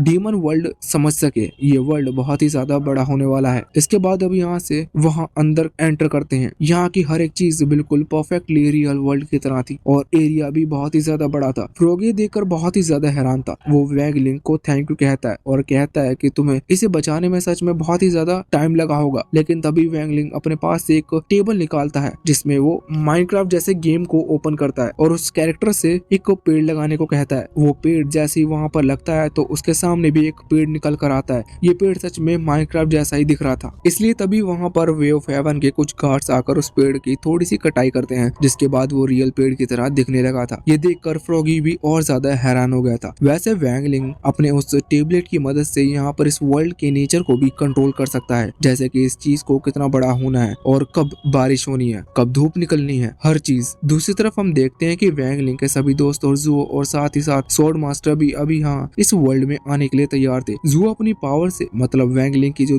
दी हुई उस टिकट से गेट ओपन करता है। यहाँ पर चेन और गो हाओ तो ये देखकर बहुत ही ज्यादा हैरान थे, पर वो कहने लगते हैं कि आखिर वैंग लिंग कहाँ है, क्या वो हमारे साथ नहीं जा रहा। जिस पर सनरॉन्ग उसे बताते हैं कि वो पहले ही वहाँ पर पहुंच चुका होगा, क्योंकि उसे क्रिस्पी नूडल के पैकेट के अंदर ऑलरेडी एक टिकट मिल चुकी थी, शायद वो हमें अंदर मिले। ये सुनकर वो खुश हो जाते हैं और इसके बाद सीधा अंदर आ जाते हैं। यहाँ पर स्वॉर्ड स्प्रिट वैंग लिंग को बता देती है कि उसके दोस्त यहाँ पर आ रहे हैं। इस तरफ हम देखते हैं कि इस वर्ल्ड को देखकर अभी हर कोई हैरान था। गोहो यहाँ पर जुओ से कह रहा था कि ये जगह तो सच में कमाल की है, क्या आप मुझे बता सकते हैं कि ये जगह किसने बनाई है, लेकिन जुओ ने ये बात नहीं बताता। इसके बाद हम देखते हैं कि अभी अचानक से वहाँ पर एक मॉन्स्टर बीस्ट उड़ते हुए आता है, जिसके ऊपर वैंग लिंग और फ्रॉगी बैठे हुए थे। उन्हें देखकर यहाँ गो हाओ, चेन और बाकी सभी बहुत ज्यादा हैरान थे। वैंग लिंग उस बीस्ट पर से उतरता है, जिसके बाद चेन गो हाओ उसके ऊपर चढ़ जाते हैं। साथ ही यहाँ पर फ्रॉगी और लेन भी उसी बीस्ट के ऊपर आ चुके थे। अभी वैंग लिंग सनरॉन्ग के लिए एक दूसरे बीस्ट बुलाता है जिसका नाम सिल्वर है और वो करीबन 8000 साल पुराना बीस्ट है। इसके बाद वैंग लिंग और सनरॉन्ग उसके ऊपर बैठकर वहाँ से उड़ जाते हैं। दूसरी तरफ हम देखते हैं कि अभी चेन जब वो ग्रीन वाले बीस्ट के ऊपर बैठकर एंजॉय कर रहा था, तभी उसकी नजर वहाँ पीछे वैंग लिंग और सनरॉन्ग के बीस्ट पर पड़ती है। जैसे कि वो लोग सिल्वर को देखते हैं तो चेन यहाँ पर हैरान हो जाता है, क्योंकि अभी सनरॉन्ग ने वैंग लिंग को बहुत ही टाइट पकड़ रखा था और हैरान होने के साथ साथ वो यहाँ पर रोने भी लगता है। और वैसे फ्रॉगी उसे दिलासा देता है कि उसे अब गिव अप कर देना चाहिए। वैसे इसके बाद अभी यहाँ से सीन चेंज होता है। दूसरी तरफ हम चेन नैनजुआन को देखते हैं। से अपने सभी डिसाइपल्स यानी कि 4 एम्बलम ग्रुप के चारों मेंबर्स के बारे में पता चलता है। उसे जानने को मिलता है कि उसके सभी साथी एक एक करके मारे गए और साथ ही उन्हें पकड़ लिया गया। पकड़ा तो सिर्फ एक को गया था, बाकी मारे गए। तो यहाँ पर उसे पहले गुस्सा आता है, लेकिन फिर उसे ये भी पता चलता है कि इस सब के पीछे सनरॉन्ग नाम की लड़की का हाथ है। वो तुरंत ही फैसला करता है कि वो उसे सबक सिखाएगा और बहुत ही इविल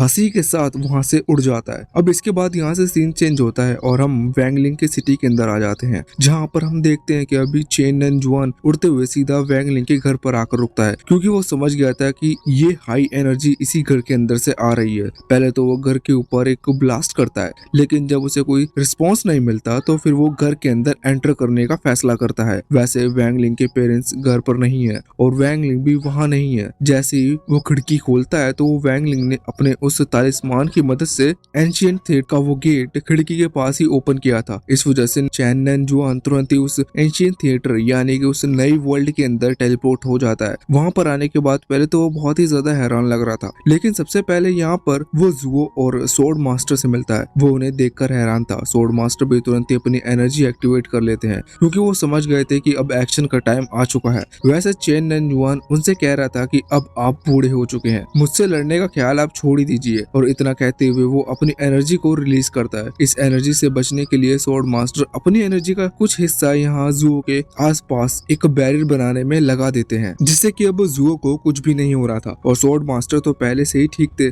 इसी दूसरी तरफ वैंगलिंग और सनरॉन्ग जो कि अभी सिल्वर के ऊपर बैठकर जा रहे थे, उन्हें भी इस एनर्जी से इफेक्ट होता है। वैंगलिंग पहले ही समझ गया था कि चेन नंजुआन नाम का कल्टीवेटर यहाँ उसकी वर्ल्ड में एंटर हो चुका है। पहले तो सिल्वर से कहता है कि वो एक बैरियर क्रिएट करे जिससे कि सनरॉन्ग को कुछ ना हो। सिल्वर बैरियर क्रिएट कर लेती है। इस तरफ हम देखते हैं कि अभी स्वॉर्ड मास्टर्स एनर्जी को देखते हुए समझ गए थे कि चेन नंजुआन ने वे ऑफ हेवन को अचीव कर लिया है। इस वजह से वो पहले तो समझ जाते हैं कि उनका चेन नंजुआन से लड़ना थोड़ा सा मुश्किल होगा, लेकिन फिर भी वो लड़ने का फैसला करते हैं क्योंकि और दूसरा कोई ऑप्शन ही नहीं है। लेकिन इतने में ही दूर से वैंगलिंग अपनी एनर्जी का यूज करता है, जिसके बाद वहाँ पर एक धमाका होता है। अब इस धमाके से जो एनर्जी थी वो यहाँ पर चेन नंजुआन की एनर्जी को खत्म कर देती है। ये देखकर स्वॉर्ड मास्टर बहुत ही ज्यादा हैरान थे और वो समझ गए थे कि ये एनर्जी भी वे ऑफ हेवन की तरह बहुत ही ज्यादा पावरफुल है, मगर उन्हें लग नहीं रहा था कि ये एनर्जी यूज सनरॉन्ग ने की है। इस तरफ चेन नंजुआन उनसे कह रहा था कि भाई तुम अब कमजोर हो चुके हो और बूढ़े भी हो, लड़ने का ख्याल दिल से निकाल दो और यहाँ से चले जाओ। अब हमें बहुत ही एपिसोड पहले तो पता था कि चेन नंजुआन और जो स्वॉर्ड मास्टर है वो ही एक मास्टर के डिसाइपल है, इस वजह से वो एक दूसरे को भाई कहकर बुला सकते हैं। तो यहाँ पर स्वॉर्ड मास्टर कहते हैं कि नहीं, मैं यहाँ से नहीं जाने वाला, मैं तुम्हें रोकूंगा। और उसके बाद स्वॉर्ड मास्टर अपनी पूरी एनर्जी रिलीज करते हुए खुद को फिर से जवान बना लेते हैं। ऐसा करने से उनकी जो लाइफ स्पेन है वो धीरे धीरे कम हो जाती है, पर अभी चेन नंजुआन को हराने के लिए उन्हें ऐसा करना पड़ता है। साथ ही साथ वो अपनी तलवार को निकालते हुए उसे अपने ब्लड के साथ कनेक्ट कर लेते हैं। इससे उनकी पूरी पावर और ज्यादा बढ़ गई थी। दूसरी तरफ हम अभी चेन और गोहाओ को देखते हैं, जो कि लिन और फ्रोगी के साथ बैठकर ये शो देख रहे थे। यहाँ पर चेन और गोहाओ यही समझ रहे थे कि ये सब एक मूवी का हिस्सा है, मतलब यहाँ पर एक शो चल रहा है, वो इसको बहुत ही ज्यादा इंजॉय कर रहे हैं। लेकिन फ्रोगी समझ गया था कि ये जो भी है, मतलब चेन नंजुआन, जो उसे नहीं पता कि ये है कौन, पर उसकी जो एनर्जी है वो बहुत ही ज्यादा स्ट्रांग है। दूसरी तरफ जब स्वॉर्ड मास्टर ने पूरी एनर्जी यूज की थी और अपना यंग वर्जन सभी को दिखाया था, तो उससे भी फ्रॉगी ये चीज समझ चुका था कि इनकी लाइफ बहुत ही स्पीड से कम होती जा रही है। जितनी देर ये उसका यूज करेंगे उतनी लाइफ इनकी कम होती जाएगी। इस तरफ हम देखते हैं कि जो कि अभी वैंगलिंग के कॉल पर बात कर रहा था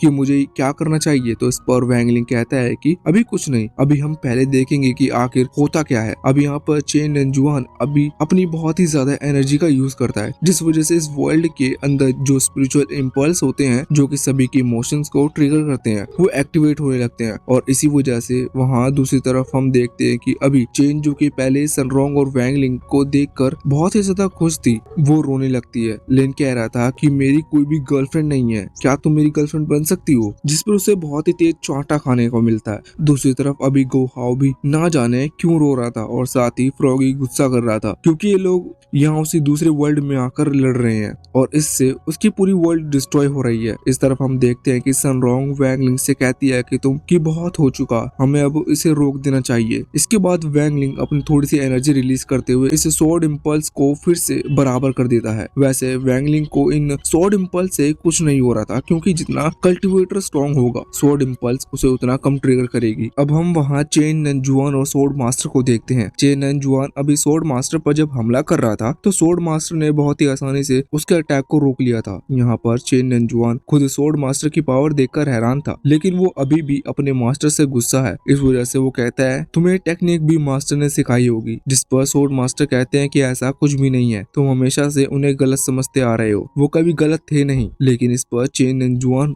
रोते हुए कहता है कि नहीं, वो गलत थे, वो हमेशा तुम्हारी तारीफ करते थे और मेरी उन्होंने कभी तारीफ नहीं की। यहाँ से सीन पास्ट में आता है और हम कई साल पहले देखते हैं कि जब इन दोनों के जो मास्टर थे वो स्वॉर्ड मास्टर को अपना सक्सेसर यानी कि स्वॉर्ड फैक्शन का लीडर चुनते हैं। लेकिन ये चीज चेन नंजुआन को पसंद नहीं आती। वो स्वॉर्ड मास्टर के पास आकर कहने लगता है कि कंपटीशन में मैंने जीत पाई थी, तो आखिर आप उसे लीडर क्यों बना रहे हो। इस पर उसके मास्टर कहने लगते हैं कि ऐसा कोई रूल नहीं है कि जो कंपटीशन जीतेगा उसे ही लीडर बनाया जाएगा, मैंने उसके अंदर काबिलियत देखी इसलिए उसे लीडर बनाया। इस चीज पर चेन नंजुआन को गुस्सा आ जाता है और वो कहने लगता है कि आप हर बार ऐसा ही करते हो। लेकिन इसके बाद उसके वो मास्टर उसे उस कंपटीशन की क्लिप दिखाते हैं, जिस दौरान हम देखते हैं कि चेन नंजुआन, जो कि बहुत ही ज्यादा थक चुका था, लेकिन फिर भी उसने हार नहीं मानी थी, और स्वॉर्ड मास्टर जो बिल्कुल नहीं थके थे, वो यहाँ फिनिशिंग लाइन के करीब पहुंचने वाले थे, पर वो देखते हैं कि चेन नंजुआन थक चुका था, तो वो धीरे धीरे चलने लगता है और रुक जाता है और चेन नंजुआन की मदद करने के लिए हाथ आगे बढ़ाते हैं। लेकिन चेन नंजुआन उन्हें उन्हें अलग हटाते हुए आगे बढ़ता है और गिरते पड़ते किसी तरह से उस लाइन को क्लियर कर उस कंपटीशन को जीत जाता है। भले ही उसने कंपटीशन को जीत लिया हो, लेकिन फिर भी उसे जीता नहीं माना जाएगा और मास्टर ने ये देखा कि जो सोर्ड मास्टर है उनके लिए जीतना मायने नहीं रखती। इस वजह से सोर्ड फैक्शन का लीडर उन्हें ही बनाया जाता है। मगर अब चेन नंजुआन को इस चीज पर इतना ज्यादा गुस्सा आ रहा था कि यहाँ पर वो अपने मास्टर को उस खाई में धक्का दे देता है जहाँ पर वो बड़े हुए थे। और अगर आपको याद होगा तो पिछले पार्ट पहले वे ऑफ हेवन के जो गार्ड्स थे वो बता रहे थे कि अगर चेन नंजुआन इतने साल से मेहनत कर रहा है वे ऑफ हेवन को पाने के लिए तो हम उसे वे ऑफ हेवन दे क्यों नहीं देते। तब एक गार्ड ने बताया था कि इसने अपने मास्टर की डिसरिस्पेक्ट की थी, तो यही कारण था जिस वजह से तब उसे वे ऑफ हेवन नहीं दिया जा रहा था। हालांकि बाद में उसने किसी तरह से वे ऑफ हेवन को पा लिया था। अब वापस से हम रियल वर्ल्ड में आते हैं जहाँ पर हम देखते हैं कि अभी चेन नंजुआन अपने मास्टर का एक बहुत ही पावरफुल टेक्निक को एक्टिवेट करते हुए कह रहा था कि देखते हैं कि तुम्हारी ये नई टेक्निक मुझे हरा पाती है या फिर मेरी ये मास्टर वाली पुरानी टेक्निक। इस तरफ सोर्ड स्पिरिट वैंगलिंग से कह रहे थे कि हमें अब जल्द से जल्द कुछ करना होगा क्योंकि सोर्ड मास्टर ज्यादा देर तक इतने पावरफुल अटैक को रोक नहीं सकते। पहले ही उन्होंने अपनी एज कम कर रखी है जिस वजह से उनकी स्पिरिचुअल एनर्जी भले ही बहुत ही ज्यादा बढ़ चुकी हो, लेकिन उनकी एज सेकंड के साथ साथ कम होती जा रही है। अब वैंगलिंग फैसला करता है कि उसे मदद करनी होगी, इसलिए वो तुरंत ही अपनी पावर अनलिश करने के लिए फैसला करता है। उसकी ट्रू पावर अनलिश होने के बाद यहाँ चेन नंजुआन का जो अटैक था वो बहुत ही जो कि वो सोर्ड मास्टर की तरफ जा रहा था वो बीच में डिस्ट्रॉय हो जाता है। चेन नंजुआन ही देखकर बहुत ही ज्यादा हैरान था और उसे यकीन नहीं हो रहा था कि आखिर सोर्ड मास्टर ने उसका अटैक कैसे रोक पाया। बाद में उसे जानने को मिलता है कि ये सोर्ड मास्टर का काम नहीं है। दूसरी तरफ लिन, फ्रॉगी और जुओ तीनों ही बहुत ही ज्यादा हैरान थे, लेकिन चेन और गो हाउ तो इसे एंजॉय कर रहे थे। उन्हें लग रहा था कि ये सब सिर्फ एक स्पेशल इफेक्ट के कारण हो रहा है। इस तरफ हम देखते हैं कि जब वैंगलिंग खुद यहाँ सोर्ड मास्टर के पास आता है, सोर्ड मास्टर देखते ही उसे पहचान जाते हैं कि अब तक जो भी कुछ हुआ वो वैंगलिंग कर रहा था और सनरॉन्ग को भी वैंगलिंग ने ही बचाया है। इस तरफ चेन नंजुआन ने अभी हार नहीं मानी थी। वो कहता है कि तुम किसी की भी मदद ले लो लेकिन मुझे नहीं हरा सकते। और अभी सोर्ड मास्टर लड़ने से पहले वो यहाँ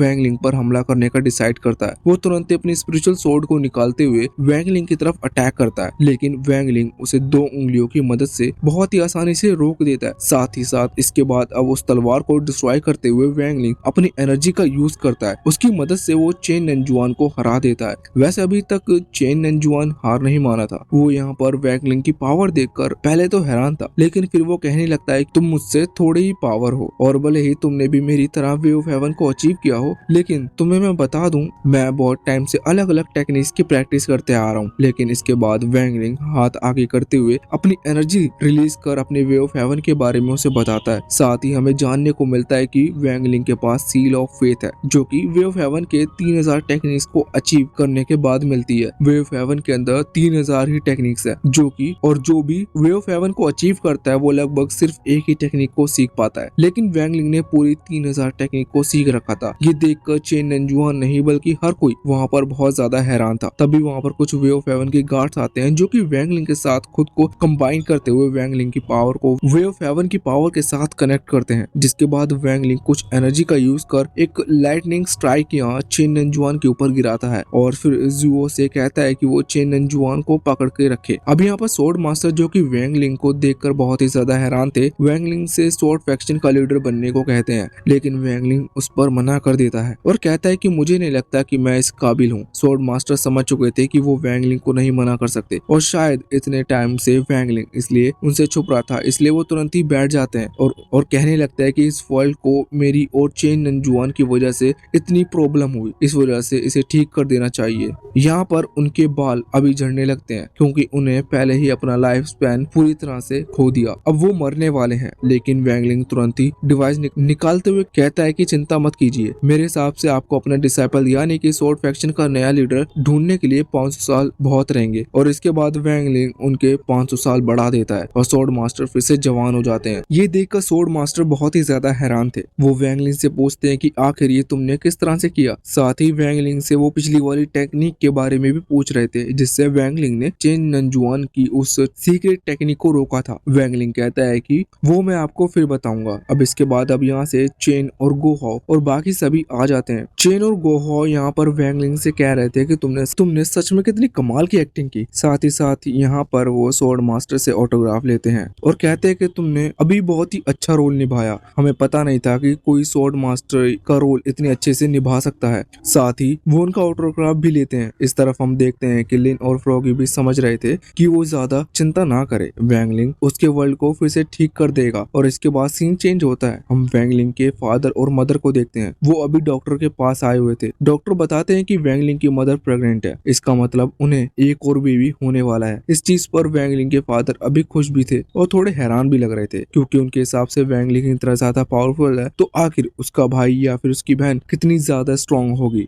अभी वैंगलिंग ही इतने ज्यादा ताकतवर है कि उन्होंने बचपन से ही कई सारे तलिस्मान बना बनाकर उसे बहुत मुश्किल से पाला है। अगर वो हल्की सी भी गलती करते तो शायद हमें daily life of immortal king series देखने को नहीं मिलती। हालांकि अब जो भी हो, ये पार्ट तो यहीं पर खत्म होता है और इसके साथ साथ ये सीजन 4 भी यहीं पर एंड होता है।